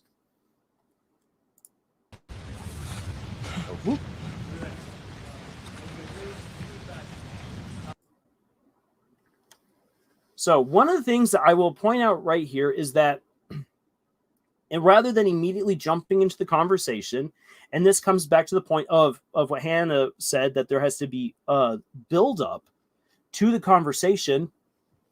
Here's the build-up. Even if you had no idea what is going on in this movie, at all. Immediately, you are getting more information. Two short guys were blindfolded. There's a waterfall in the background. They're in a cave, and they're surrounded by a bunch of large men with weapons. And you can tell that they're very nervous. Buildup is happening. Rather than just throwing us into the conversation, we get a chance to get to know a little bit for ourselves based on the descriptions.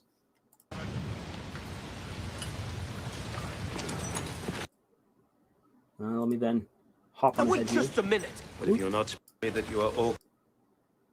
So after getting a little bit of a moment to get to know just a little bit about the situation just through observing, then we have our conversation beginning. Roblox, why do they call it Middle Earth? Is there an East and a South Earth? Middle Earth sounded better. Roblox, I actually could not really say. The best I can think of is that it's meant to kind of be that it's the mortal realm that's sandwiched in between. You have the divine realm of Valinor, but beyond Valinor, there's the Void, and there is also the grand realms of the god Iluvatar. And so Middle Earth, it kind of exists in that space in between. But that's about the best I could give. There's probably a far better explanation as about why it's called Middle Earth. But Mimic right here, and is the Earth flat?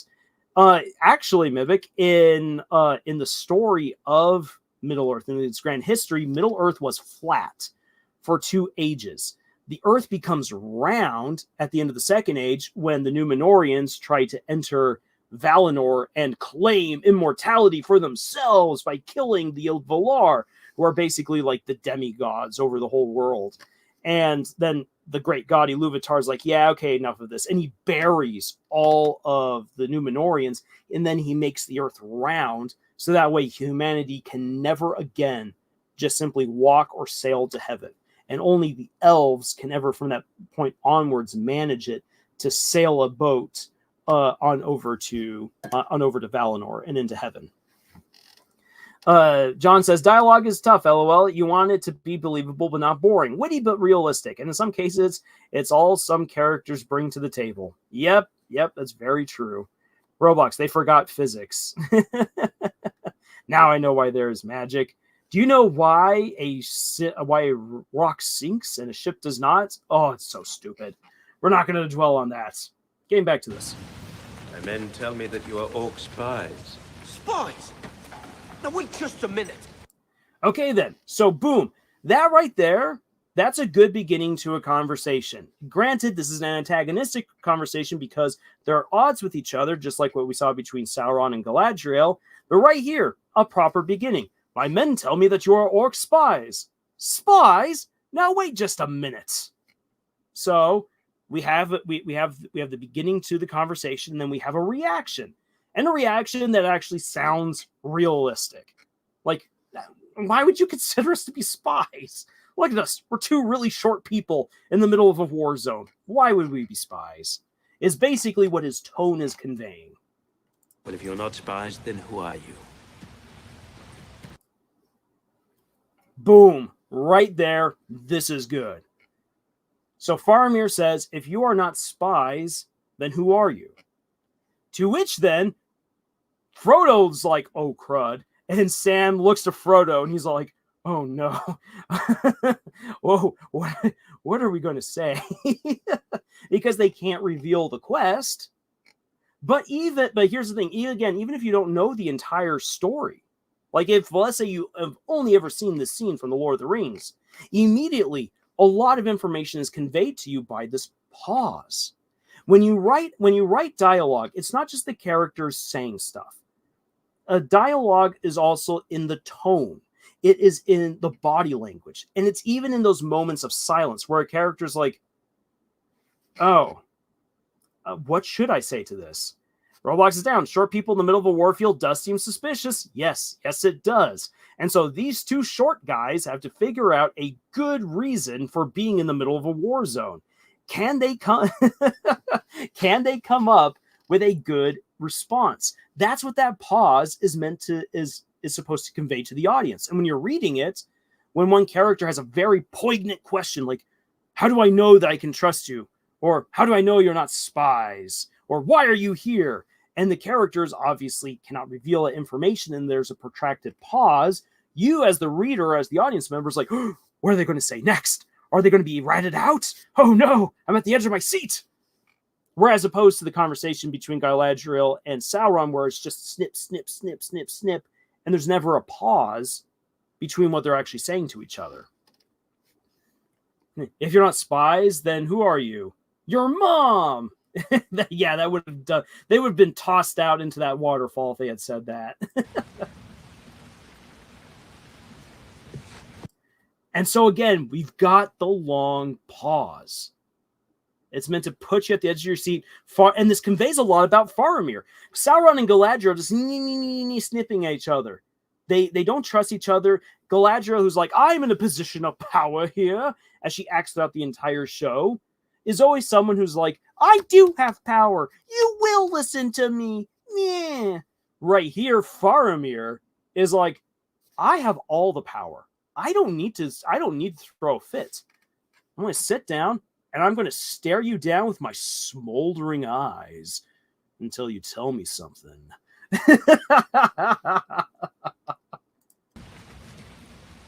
Speak. So, a simple command, some good inflection right there. Wow, this is getting hot and steamy. Whew! Oh, the fanfic writers are already like, oh, I'm so ready for this scene.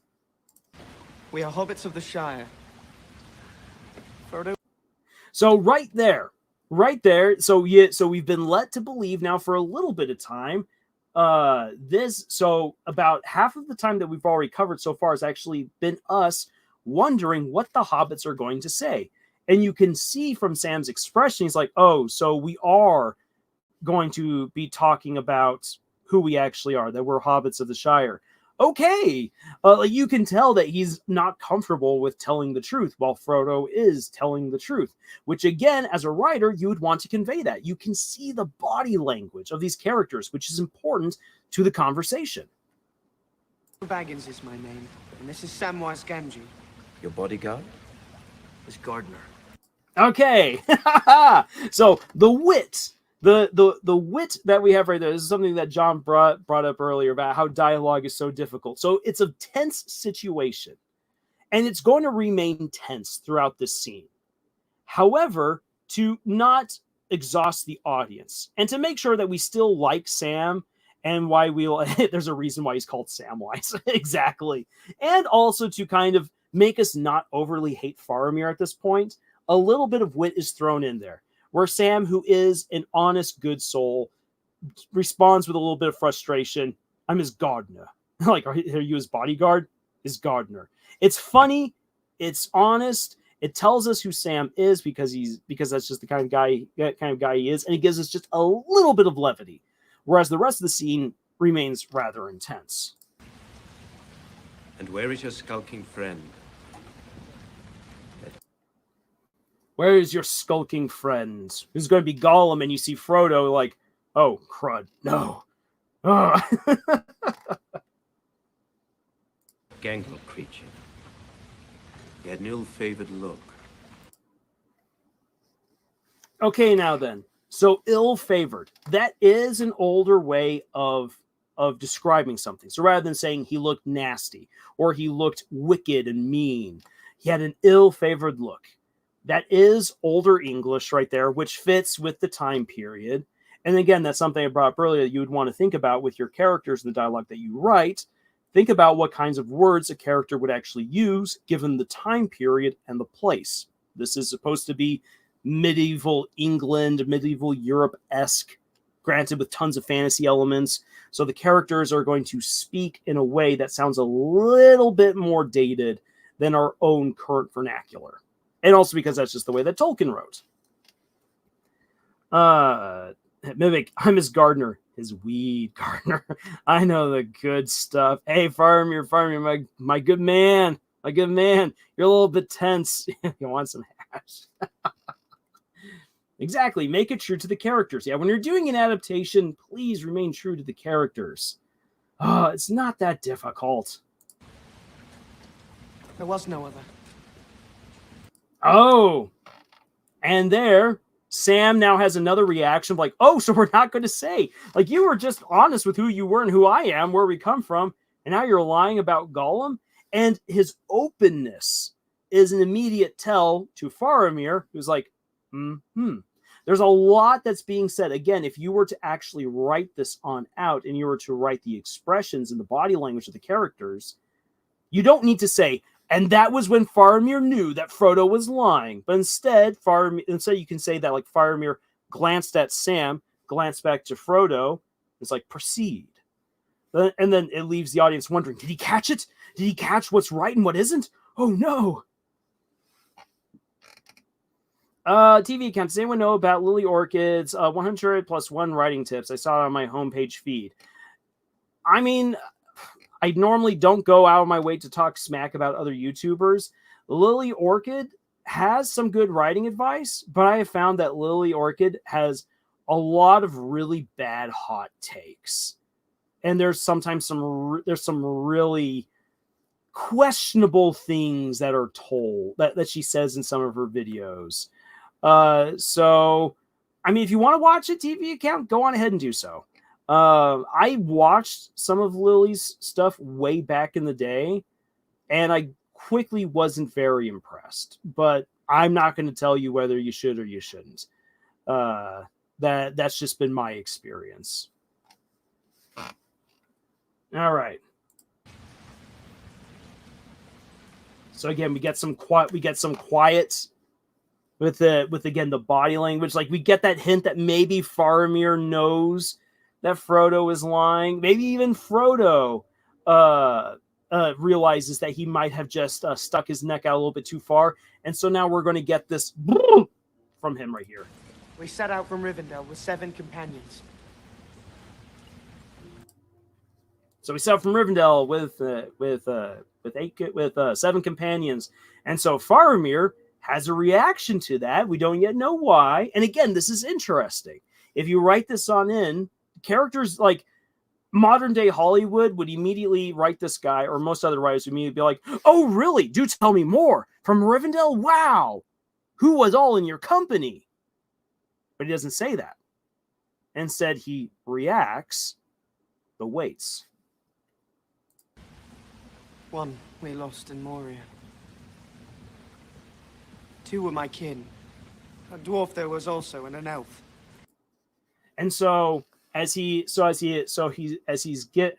Frodo's giving this, and now he had been honest, and now he's pulling back information. Faramir's reading all of this. I like how we get to see Faramir's reaction. He's not immediately reacting to every little thing that Frodo says. He lets Frodo take his time to finish what he's saying. And that's okay. It's okay to let there be, like, in radio or in television, it'd be called dead noise. And normally you don't want to have that. However, in this case, the dead noise allows for you to observe how the characters are reacting, to see their facial expressions. As a writer, you don't have any dead noise. You're always constantly writing, clickety click, click, clickety click, clack. And so you would then describe, as one character is maybe being a little bit halting, trying to find out what they really want to say, that the other characters, if they're not going to badger them, because you can definitely write a conversation where they're badgering them, but in this case, the character is like, I need information. I'm going to let him spill his guts. Let's just see where this goes. And this is an antagonistic meeting between these two characters, but it works. You're getting so much about who these characters are, and you're getting information, and it sounds natural. And 2 men, Aragorn, son of Arathorn, and Boromir of Gondor. So there we have it. So he gives the names of 2 of the men, which this is a little bit weird, because since he didn't name Gimli or Gandalf or Legolas or Merry and Pippin, the fact that he then mentions Aragorn, son of Arathorn, and Boromir of Gondor, that does feel out of place. That it's not entirely perfect. But for the movie sense, it is meant for dramaticness of like, Aragorn the king and Boromir of Gondor, to which then you get this response. You're a friend of Boromir? You're a friend of Boromir? And then if you've actually seen the movies, again, if you've only ever seen the scene, you can already tell that Frodo, who's been trying to juggle between honesty and lies, this is another moment of, oh, do I tell the truth or not? Yes. For my part. A lie. And Faramir has caught it. Because he's been observing all of this time with the body language, with letting the conversation go at its own pace. Yeah, it makes sense that how Faramir has caught the lie. Whereas with Galadriel and Sauron, as they're arguing and bickering, the plot basically tells you when a character is lying, as opposed to observing it. This is all show rather than the telling that Rings of Power does. It's been a while, but this feels so much better. Yeah, it's okay for a conversation to take its time. It's okay for a scene to take its time. Mimic, whoa, he's kind of cute, though. He has beautiful eyes, and I love that thespian hair. Yes, the actor who plays Faramir, very handsome man.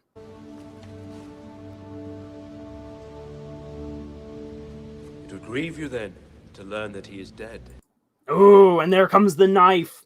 Because he's like, okay, then, I know you're lying. So there's a little bit of wry irony to that when he says, so it'd grieve you then to know that he is dead. And he wants to see the reaction that Frodo will have to that, to that message. Dead? How? When? And right there, the way that Frodo reacts, his change in tone. You don't even need the music to help clue you in that he's been shocked. But his body language and his change in tone, which you can then write. Frodo's eyes grew wide and he felt the blood drain from his face. His voice the pitch in his voice went high as he squeaked, "How? When?" That right there, that description already lets you know that a change has come over Frodo and that he is scared. He has been caught off guard. He's shocked by that information. As one of his companions, I'd hope you would tell me. If something has happened to Boromir, we would have you tell us. And so then right there, you then get that snappy little bat. You get both these characters because they're in that antagonistic conversation. There's actually then that back and forth finally of just like, as one of his companions, I hope you would tell me. And then the response immediately is, if something has happened to Boromir, we would have you tell us. And so that's a real argument right there. It's very easy to write two characters yelling at each other, but it doesn't have much substance. You can write that at times if that's what the scene calls for, but in this case, even though these characters do not trust each other, their argument, their conversation makes way more sense, conveys so much more meaning, so much more emotion and information than any of that quick bickering that we got from Sauron and Galadriel. And they're actually using complete sentences.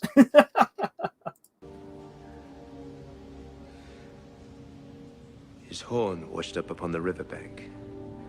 Not 6 days past. So there, and from there, he then starts explaining what he has seen of Boromir's body, and so then we then have a little scene change right there. Yep, he will antagonize his way into your heart. That sounds like a song. All right, so this is down to earth gauging trust. This is a down to earth gauging trust combo. It absolutely is, and the trust that Faramir, Frodo, and Sam build throughout the movie of the Two Towers feels way more believable and earned than the so-called trust, quote unquote, that Galadriel and Sauron have in the first season of Rings of Power. And a lot of it comes down to the dialogue. The dialogue just makes way more sense in the Lord of the Rings movies than it does within the Rings of Power. Oh boy. John says, they should have said that they were missionaries. We're here to preach the good word to Sauron. We're trying to make him a better man. John says, I think he mentioned Aragorn and Boromir to see if there was any relation or if Faramir had heard of either of them. In the books, yes. In the books, Frodo probes with their names because he's hoping that they would recognize either one of them, which of course they obviously recognize Boromir. ISO, if it's one thing to have characters yelling, it's another to have them arguing.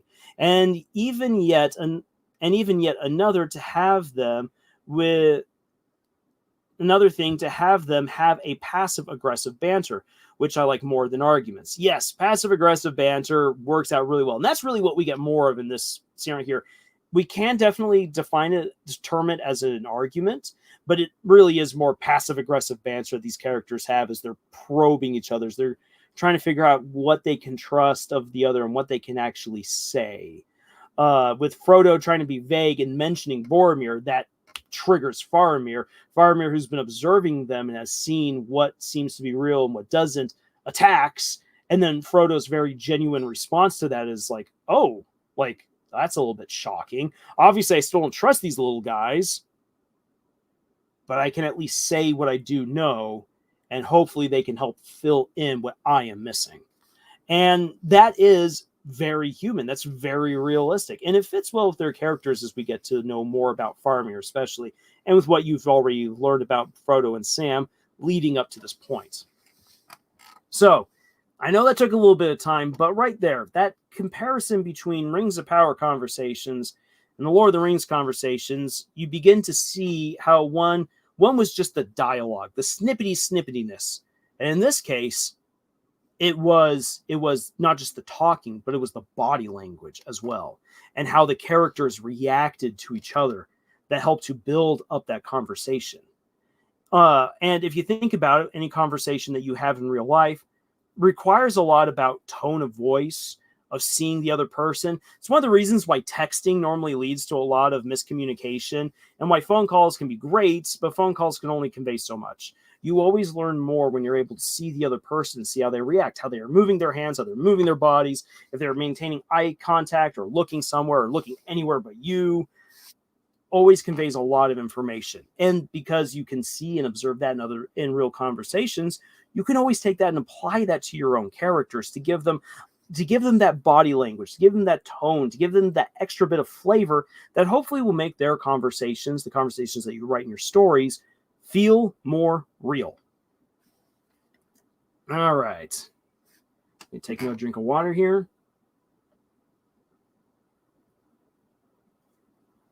Good water. Okay. Woo, wow. Now this is on for nearly 2 hours. Holy moly. Okay, then. So, real quick like stuff. To transition away from conversations and the likes and come back to an earlier moment in our conversation here on the live stream. Yeah, sad news. So the connected cartoon universe is very unlikely to happen. With what Alex here shared on Twitter about 2 weeks ago now, he said that the Book of Bill and everything that they did for that was really just was meant to be a celebration of the show. Be like, hey guys, like we still love you and everything. Here's some stuff, and that they were blown away by the fans' response. He's like, wow. We never believed that we would actually get this much response. It's amazing how many Gravity Falls fans still love what we've done, that they want more of this. It's incredible. They did really, really well, but it's clear that Disney does not have any plans of continuing on with Gravity Falls. They completely shuttered the Owl House, and Matt Brawley has been angry. I think he still is at Disney, but I believe that he's just kind of been squashed. That he's just hanging out with wherever he's at and is waiting for direction. He's not happy. He's definitely not happy with stuff that's been happening over at the House of Mouse recently, and it wouldn't surprise me if he ends up leaving. So with that being said, it doesn't look like we're going to get the connected cartoon universe, which is sad, but hey, now greater motivation for me to finish up my fan fiction of bringing those three shows together, because it's kind of been on a bit of a hiatus, and I definitely need to get back to it. And also, speaking of fan fictions I need to get around to, I do have a cruisy Halloween fan fiction that will cap off the holiday fan fictions that I did for Cruzy with the Christmas and summer vacation fan fictions. So it'll all come together to tell a spooky trilogy of things that have been happening within my own little headcanon world of Deltarune. So stuff to look forward to in October. And since I brought this up, I wasn't planning to announce this right now, but I'll bring this up anyway. Last year, and actually, if John's still here in the chat, he can attest to this. I've done choose your own horror adventure stories almost every October now for over a decade now, actually, if I think back to it. And this year, I have a very special choose your own horror adventure story that I'm really excited to share with everyone. And it is going to be somewhat Goonies related. That's the hook for it right there. A group of kids on a treasure hunt during Halloween. It's going to be fun. I'm looking forward to sharing that story with everyone. And it'll be interesting because it's going to be one of my attempts to be more interactive than I have been in the past. Where you guys not only will you guys have the chance to choose how the story plays out, but depending on what choices you make in the very beginning of the story, you might either be really wonderfully prepared for this treasure hunt, or you could be woefully handicapped. Oh, I'm so excited. Let's see here. So Mimic says, yep, it's been more realistic for them to be calm and passive aggressive here as opposed to an angry, desperate housewives brawl. That's a great way of describing Rings of Power. You can feel the tension in this scene and the characters aren't doing much. Exactly. Body language, tone, and the precise words conveys everything we need. None of this. TV account. Has anyone seen the video, The Truth Behind Indie Animation? It's from a guy called Definitely Bored Orange. I have never heard of that before, TV account, so I can't say what that video is all about or what it's like. Dorcas Daydreams. Cruzy? Yes. Mimic, why is Disney like this? They need a whole new entire staff that actually cares about animation and other great content and stories. I agree. I think Mimic, that Disney will one day again care. It will happen when there is definitely some major changes in management all throughout the company, and they will definitely care when it becomes very apparent that companies like Glitch Productions are stealing their lunch. If the Amazing Digital Circus can still crank out at least 100 million views per video, that will be a massive slap in the face to Hollywood. And on top of that, their quality is just insane. The last episode for Murder Drones, I could easily put that up against any other company, any other animation studio, and it would look exactly the same kind of high multi-million-dollar quality, probably even better in some cases. And that's sad. And when that starts becoming more mainstream, Disney will freak out because they've been terrified that Universal and Illumination are going to steal the animation crown from them, which is one of the things that led them to greenlighting a sequel to Moana, a sequel that I don't think even many people are all that interested in. We'll have to see how well that movie goes. I hope it's good. But Disney is horrified that Illumination and Universal Studios will beat them in the animation department. And little do they know that indie animation is coming for all of them and is going to beat them probably by the end of the decade if things continue going the way that they are. TV Ken says, I don't know if this can help gain bigger views. Try videos that explain tropes, even in short lengths. It's just a suggestion, though. That's it. Thank you for the suggestion there, TV account. That could be something that we can definitely do. We'll have to talk together as a harem and compile a list of what kind of tropes we want to talk about and how we can address them in good short form rather than like 20 to 30-minute videos, which is kind of my bread and butter. I always go way too long. I think the problem is that there's a lot of old geezers that are a hair's breadth away from retirement running Disney. We need some younger people to take over. Same goes for the White House. Yeah, we'll leave the modern day politics alone because that's not what we're about here. Interestingly enough, with Disney, the problem, from what I understand with Disney, is that you have a bunch of really young and upcoming creators who are really excited and very positive, very skilled, who get overused by the middle generation that does not like their work and is jealous of the old geezers, because the old geezers were actually, so for instance, the movie Wish was originally held by the geezers at Disney, and then they were all fired.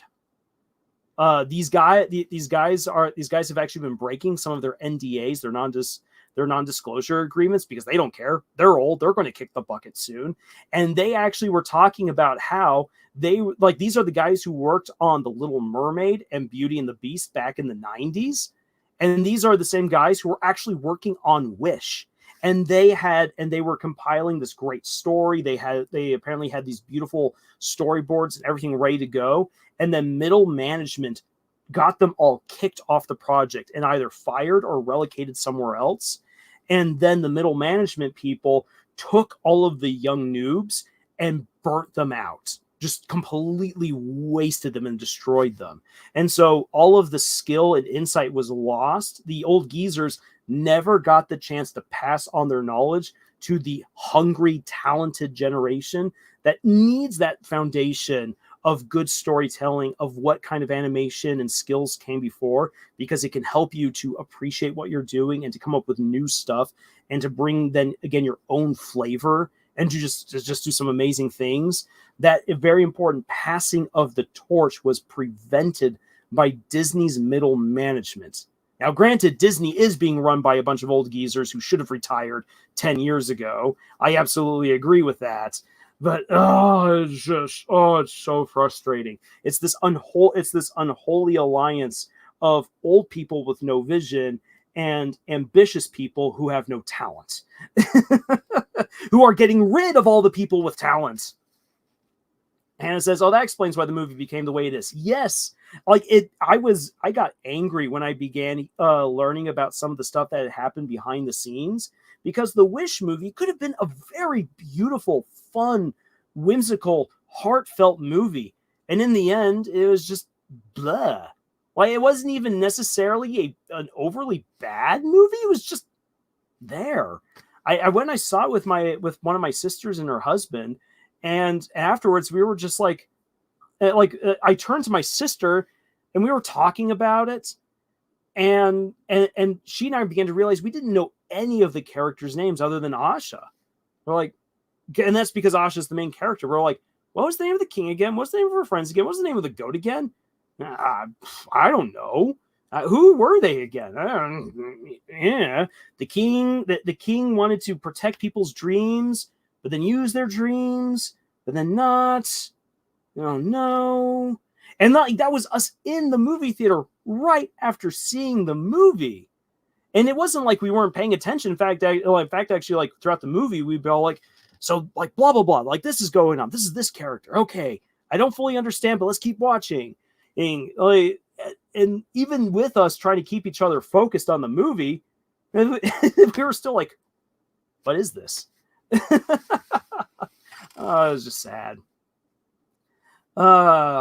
Isa says, yeah, that's just depressing. Imagine having a career goal only to get screwed over by greedy, selfish people who only care about money and quote unquote agenda.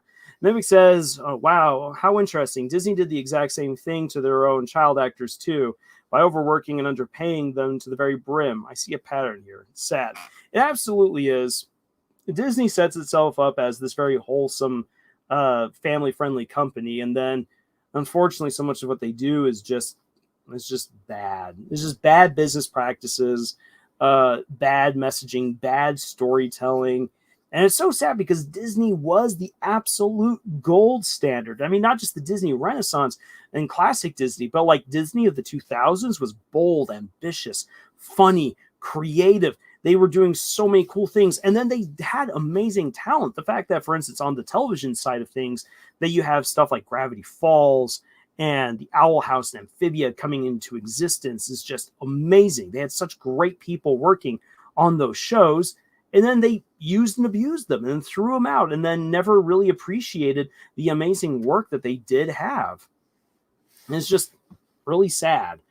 It's just really sad to see what Disney has done to itself. It's a self-inflicted wound that they didn't need to have done. The sigh. And this is the exact same thing thinking about here with the Rings of Power. This didn't need to be bad. They just J.D. Payne and Patrick McKay. And then recently I've heard people say, no, it's not their fault. It's upper management's, but really it's so many other people's faults at this. J.D. Payne and Patrick McKay just don't really have the skill. You can take a lot of the really bad things that upper management has told them to do and still actually make a really good story out of all of it. I've even done videos arguing about how you could do all of that. Unfortunately, they just don't have good creative leads. J.D. Payne and Patrick McKay are not good writers. They're not good creators. And it's just becoming more and more clear. And they've surrounded themselves with yes men and incompetence. And they're all being run by middle management at Amazon that has all this ambition, but no creativity. And it's such a horrible combination. That's how you get Rings of Power. So, sounds to me like indie animation for the win. Yes, absolutely. That's why Glitch Productions is eating Disney's lunch, and Disney doesn't even know it yet. And it's so funny because there's a lot of people like, no, they're not. I'm like, oh, yes, they are. Yes, they are. Did you guys see the newest merchandise trailer from Glitch? They just released it today for all of the murder drones swag. I'm gonna buy that stuff. I'm absolutely gonna buy that stuff. I'm not gonna buy anything else from Disney because Disney doesn't have anything else interesting for me to watch or to consume or to own. All of the Disney stuff that I really like, I own. I have the physical copies of it, so I don't need anything else. And that's sad because they could be producing all this amazing merchandise for Amphibia, Gravity Falls, the Owl House, or from their old classic stuff and still be selling really well. But they don't. As a result, Disney's not getting my money. The merch trailer already has 1.1 million views. Yeah, people want more. People want more murder drones. They want more glitz. They want more product. They like the story. They like the humor. They like the company. They like the people who've been a part of this. And it shows. And the same thing is true for Lackadaisy and for Satina. And I just wish that companies like Disney would actually pay attention to that and realize that they could be doing so much better. They just got to change some things around. Then he says, yeah, even though I liked Wish, I liked the design and the beautiful starry aesthetic. It could have been so much better and bigger. I think Disney could have ushered in another Disney Renaissance with Wish. They could have. I think that Disney has everything at its feet and it's time for another Renaissance. They just have to be willing to let the creatives do their thing. They need to have trust in good storytelling. And they need to not abuse their creatives and their animators. Had they followed the original storyline for Wish and had it been fully 2D animation and such, oh yeah. If Wish had been 2D animated again, it would have been great. It surprises me that Disney refuses to go back to 2D animation. They absolutely could, and the animators exist. They are there for that. But no, Disney's just weird and dumb.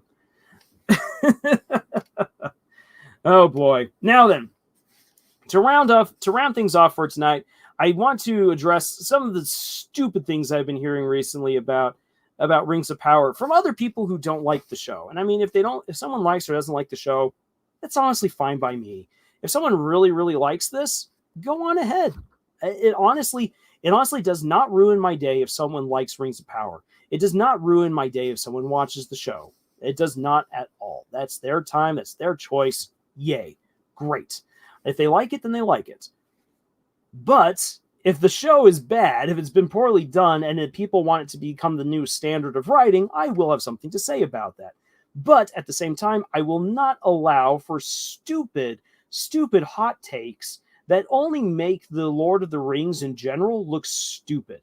So, for instance, one of the most recent, the most recent episode of Rings of Power showed an orc family. And people are like, orcs don't have families, orcs don't give birth. To which I can then say, I already now know who has not read the books at all. Because Tolkien actually does say where orcs come from. Yes, they have babies.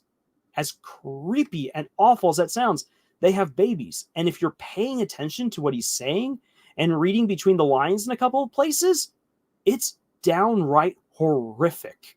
Because these poor orc ladies are basically forced to give birth to tons and tons of orcs, and most likely like twins, triplets, quintuplets, and even more so, because the orcs multiply by almost factors of 10 within a few years, and they are actually giving birth. They're not just made out of the mud. That was something that Peter Jackson did for the Lord of the Rings movies, so that way he could keep it PG-13 without showing orgies. Because that's actually what was happening under the Caverns of Isengard. Sauron had a bunch of people making babies. That's in the books. Yes, if you're paying attention, that's in the books. Tolkien did not dwell on it because that's not the kind of story that Tolkien wanted to write. But Tolkien was paying attention to how people proliferate. He just didn't want to write about any of the steaminess or hanky-panky. So when I hear all these people like, these orcs shouldn't have families, oh, they do. What the Rings of Power actually gets wrong is that orcs don't care about their families. And that's because orcs are evil.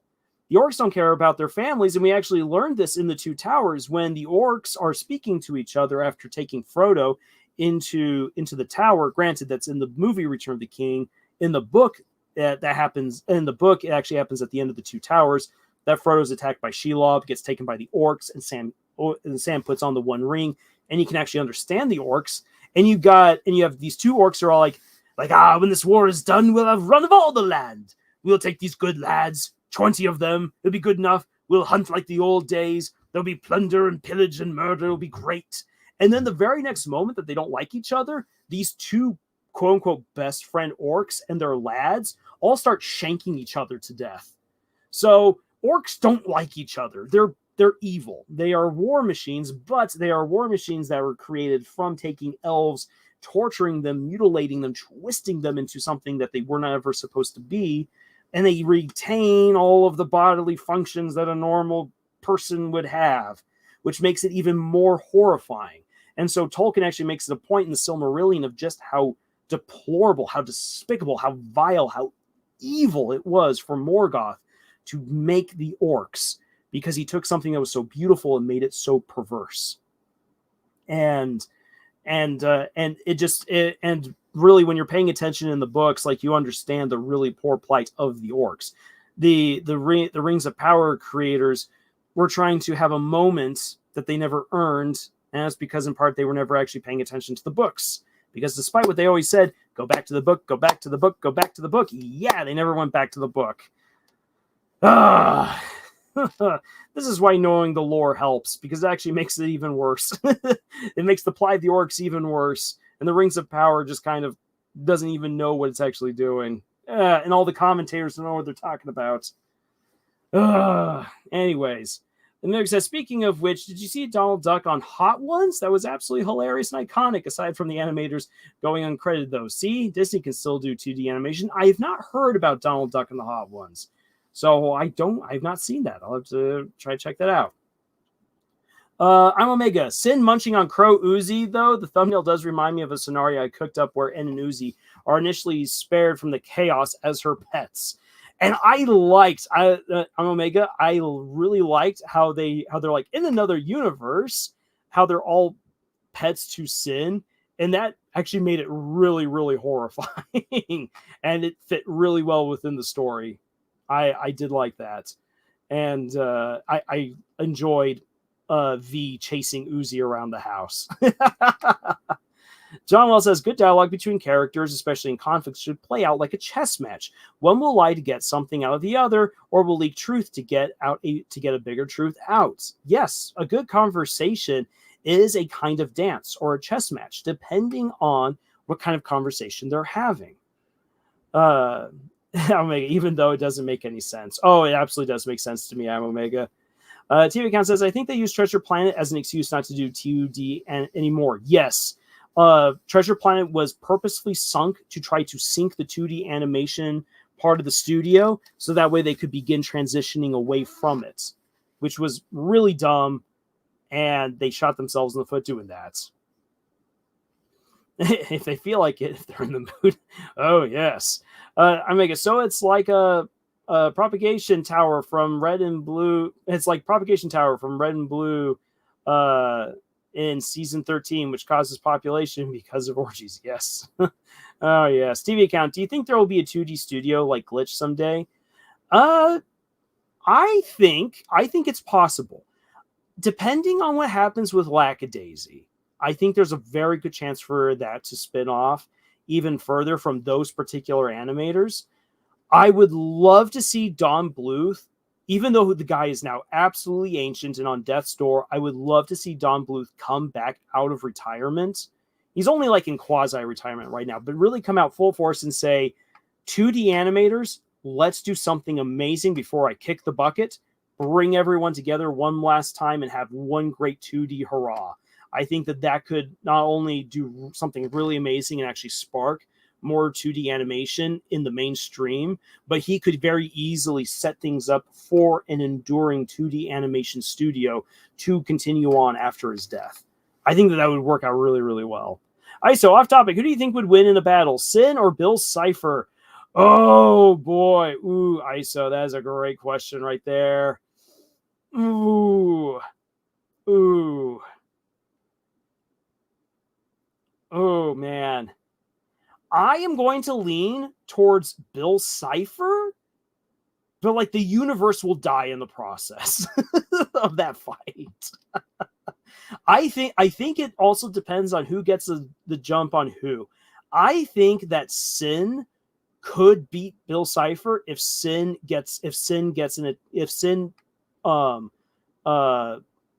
manages to catch Bill off guard.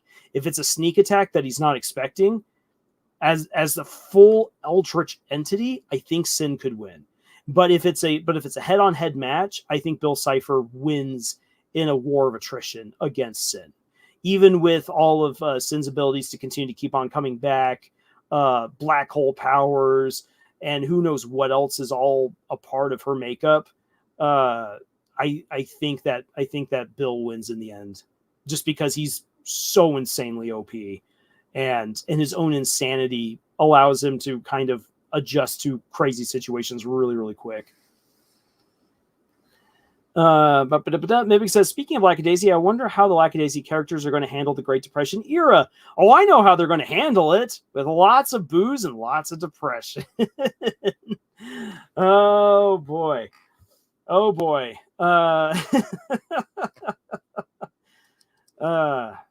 But yeah, we'll have to see. The comic isn't that far just yet, but we are getting there.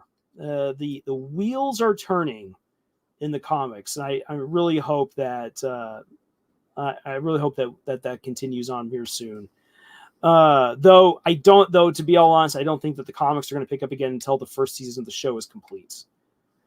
John Will says Tarantino's a guy who can write good dialogue. Oh my goodness, does he? But oh my goodness, does he overindulge? He does, and that's the problem, John Will. It's like I was thinking about this as I was preparing for tonight about maybe possibly using an example from Tarantino.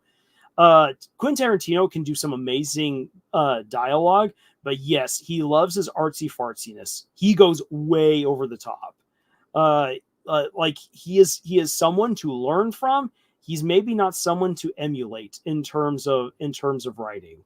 But what he does well. I absolutely will give him that. You cannot take away Tarantino's victories from him. He's absolutely a legend. TV account, WTYT of the story of Dark Deception. Oh, what do you know? Wait, what do you think of the story of Dark Deception? I don't know about Dark Deception, TV accounts, so I can't comment on it. I'm sorry. Mimic says Bill and Sin, Absolute Solver, would make a pretty deadly and messed up couple too, like Bonnie and Clyde. Oh, the Bonnie and Clyde of the multiverse. Yeah, that's an eldritch couple that we do not need. Isis says, I'd say Bill Cipher because Sin has more obvious and more exposed weaknesses. She does. Kind of biased towards Sin, though. Yes, because Sin is just so... Sin is just so evilly adorable. And I don't know how Liam does it. I would love to get the psychology of how Liam Vickers is able to take deranged, dangerous women and like these femme fatales that you are supposed to be horrified and absolutely terrified of, and turn them into women that you absolutely simp for. Yeah, actually, Liam Vickers would do very well as an artist in the 1920s. The people who are all about the femme fatale in the 1920s would have loved Liam. Or worse, imagine having Bill and Sin as your parents. Well, now there's a fanfic idea. I'm Omega. I know I've harped on this before, but I really want No Evil to get notoriety because it is seriously underrated. Though honestly, I hope it doesn't end up in controversy. What would bring it into the realms of controversy, I'm Omega? He just makes them cute. Well, I mean, and that's part of the aspect of the femme fatale is that you're supposed to be attracted to the dangerous woman. That whole aesthetic. So I think it's because he gives them actual feelings, humanity, or in Sin's case, feigned innocence. Oh my gosh, just that way that Sin when she starts walking down the gangplank towards them, hi, they're like, hello, who's he? Hi, En. It's like, oh, it's so awful, and yet it's so endearing all at the same time. Yeah. Yeah, I would still love to have seen Sin as actual Sin, but what do you mean horrific? Sin is just a cinnamon roll. Yes, a very deadly cinnamon roll. Too many sweet gooey calories. Hi, En. I'm gonna make it. See how quickly Digital Circus rose? Yes. Yeah. Say, okay, I guess I can see what you mean right there. Yeah, when something becomes so popular basically overnight, it leads to people latching on to a property or to a story that normally you're like, oh, please, no, why? It's actually like, this takes me back a ways, but to like the My Little Pony craze. Back in the day, the My Little Pony craze actually wasn't too bad. Honestly, it wasn't. The brony community was pretty sweet. It quickly got hijacked by a bunch of really, really creepy, shady people, and it went downhill almost as quickly as it rose to prominence. Oh boy, was that a weird time. I'm so glad that that's behind us now. Mimic, maybe Liam has had some experience with certain types of women in his personal life. There's nothing more horrifying to a man than a strong-willed and badass woman who knows what the heck she wants. Mimic, I'm going to push back a little bit on that. That is because that description right there is incredibly attractive. At least to me, it depends on the guy. A guy who doesn't have much in the way of self-esteem, who for whatever reason feels threatened, and is normally also threatened by other guys as well, is the kind of guy who would absolutely react negatively to that kind of a woman. A lot of other guys that I have known absolutely find that very attractive, to have a strong-willed, strong personality gal who knows exactly what she wants and goes out and gets that. That's awesome. Like that's the kind of gal that you know you can have good conversations with. Guys who don't like good conversations are guys you normally want to stay away from, and that goes for whether or not you're interested in guys or not. Life advice from Lars. Oop, I said too much. Hannah says off topic. I just realized that I don't know how to write a plot that's supposed to be suspenseful, but my story is nothing but filler. Focus on chapter talking or slice of life. I need some tips. Let me in, let me in, let me in, let me in, let me in, let me in, as she's literally tearing open En's chest, tickling him to death. Oh, it's so creepy. That I cringed at that scene. Hey, Drudge is here. What are we talking about? We've been talking about mostly writing dialogue. tonight, Drudge. Sorry that you're making it kind of more towards the end here. But we will be talking about writing dialogue again here eventually, either next week or maybe in 2 weeks, all depending. Because I kind of want to get more of the members of the harem in on writing dialogue, because we all have our own ways of doing it, and especially for talking about like the environment, how that helps to establish a good conversation. John Wells says a good dialogue can be just as exciting and interesting as a physical fight scene. Absolutely. One of these days, I hope that I can write dialogue that good. I says, I don't know. I find that kind of attractive myself. Exactly. Sin has N's cuteness, V's psychoness, J's irritation, and Tessa's skin. It's the best of all worlds. I'm Omega. Honestly, I still recommend No Evil because it does have decent mythology and lore and characters. All right. So coming back to what Hannah says right here, how do you write a story that's meant to be suspenseful? So, Hannah, this is something that we can definitely discuss at greater length at another time, because there's definitely a lot that goes into writing a good suspense. Suspense comes from a couple of different areas. Suspense comes from mystery. What you don't know about something makes you feel tense, and that tension is very necessary for a good suspense, because you don't know what could happen next. It's all so new. It's also anything bad could happen. And a mystery keeps up the suspense because you just don't know, and you're scared of what you don't know. You're tense about the things that you don't know. And so mystery adds itself to suspense. Also, sometimes a good suspense is one where you actually know what might happen. You know that like the villain is so powerful and is coming right for the heroes, but you just don't know when or how. And so you're kept on pins and needles, waiting for that moment that you know is going to come, but you don't know when or how it's going to come. You just know that it is. What's going to happen next? You can also have that suspense like in a relationship where you know that these characters are so close to like finally like expressing their feelings, but like the moment is wrong. And like that's the thing, like the suspense is like, no, please don't. Now is not the time. Don't express your feelings right now. Or like, no, don't say it that way. No, please don't. No. That is also suspenseful. So suspense can come from heightened emotions, from knowing about the villain or not knowing about the villain. Suspense comes in the pacing, in the details. So Hannah, I'm throwing a lot of stuff at you right there. I'm sorry, but for building up suspense, you kind of want to know within your story, what is it that the characters are supposed to feel tense about? And what are the readers supposed to feel tense about? Are they tense about a relationship? Are they tense about a mystery? Are they tense about a villain? Are they tense about an upcoming event? It's that thing. It's what they need to feel like that they're on pins and needles and at the edge of their seat about. Once you've focused in on that particular element, that can help you then realize what you need to focus on to make your story feel suspenseful. And I will just say this, as the writer, you very likely will not feel that kind of suspense because you know what's going on. You have the answers. It's your audience who will feel that suspense. And so you will then always want to make sure that you check in with your beta readers and with your writing group to make sure that a scene or a moment does feel suspenseful, because it won't immediately to you. And I hope that helps to make sense of that.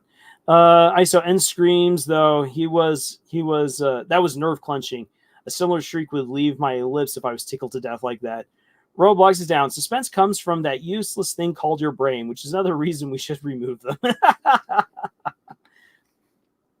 ISO, nice. I love writing the suspense of an incredible villain who has free reign and also hates the protagonist. Anna says that kind of helps. Thank you. Yeah, it's something that we can try to focus on at another time. And again, I think having a little bit more input than just myself might help out. I know that Camille has been working more on writing suspense stories, or stories that rely more on suspense than I have. My stories are usually way more action driven, or driven by the adventure, either by the adventure, by action, or by comedy. And with my one exception being Notice Me Send Pie, which is my one rom-com, which is driven then by the romance aspect of the story. All right, everyone. So we've been going on here for 2.5 hours now. Hooey, it's been a good long time, but I still have things I got to do. I got to get back to writing. You guys got things that you got to do as well. I've given you guys some writing challenges and some things to work on, and so we shall part for tonight. And we'll try. I'll try to keep better in touch throughout this week. For one thing, to let people know about when we're going to have the next live stream, as well as see if people are more interested in continuing on this conversation about writing dialogue, or if you want to jump to talking about suspense or setup and payoff, or if there's another thing in terms of writing that you guys would like us all to dive into. And I'll see if we can pull in more members of the harem to kind of fill that out and make that a good, fun experience for y'all. So I'll catch the last couple of things on here. John says, tell Camille I loved her video on Webtoons. I actually already let her know. I hope she responds to your comment, John. That was a good raw video about some of the things that happen in Webtoons. Yeesh. Meg says, by the way, thank you so much for this awesome stream. As always, Mr. Lars, I've always have so much fun and learned so much from your streams. Keep it up, but also don't overdo it yourself too. I'm going to try to slow down after this week, after I meet my goal of writing 100,000 words. If I hopefully can reach it, because if I can, that's fantastic. That sets me up so well for my writing goals for the rest of the year. Whoo-wee. with what I'm trying to get done with this book. I'm going to ask, where do we link stuff to you guys? You can either, if you are on our Discord, you can share with us on our Discord, or you can always share links with us or share excerpts with us in the comments of our videos and to our posts. I definitely have a look at that stuff. And you can also become a contributor over at our subreddit as well and share stuff there at the Camille's Harem subreddit. Even though it hasn't been updated in a while, we can still make use of it. Oh yeah. So you got a couple of places you can post, either to our Discord, here on our videos, or also over at our subreddits. Hannah says, have a good night. I hope you have a great night, Hannah. Roblox is down, said, if you think about it, the drones don't feel pain. So, and really was screaming from being tickled, like episode 5 and episode 6. Yes. Anyway, good day. Omega says, thanks for having us. It's always great having you guys here. Iso says, I still have to see that one later because I'll be busy writing for the rest of the night. Drudge says, how would you make dialogue between two characters with different values with making it seem like an argument? Iso says, do you have a subreddit? Yes, we do. Just look up the Camille's Harem on Reddit, and you should see it.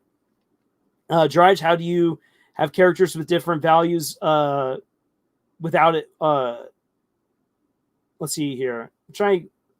Read this again. How would you make dialogue between two characters with different values without making it seem like an argument? Is I think what you're trying to say. Without. So real quick to that one, Drudge, I think one of the best ways of not making it an argument is that you can either, for one thing, have the character say, let's agree to disagree, either at the beginning or at the end, or better yet, like, so for instance, like, let's come back to one of the early things from the stream, pineapple pizza or no pineapple pizza.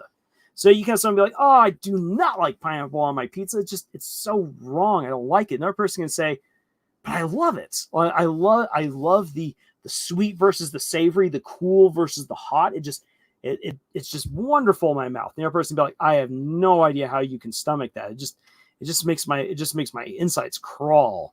Well, it's each person their own. I don't like peppers on my pizza, but you love peppers on your pizza. Wow, because I really like it hot. I know you do. And that's totally fine. And just having that back and forth, like that right there, like it's close to being an argument. It's tense. It's very clear that they're passionate about what they like on their pizza and what they don't. But it becomes an argument when they're like, when you start saying, well, no, you're wrong. Or you make it personal. Oh, yeah, you like pineapple on your pizza because you have no taste. Like, when you have stuff like that, it then starts sliding towards becoming an argument. You can have two characters very clearly express their differing opinions without them having to become combative or throw personal insults at each other. That's when it starts becoming an argument. So I hope that helps you right out there, Drudge. All right. So, everyone, with that being said, thank you so much for joining us for this live stream. Thank you, as always, for being so wonderful there in the chat. And I will see you guys in the next video. And until then, tschüss.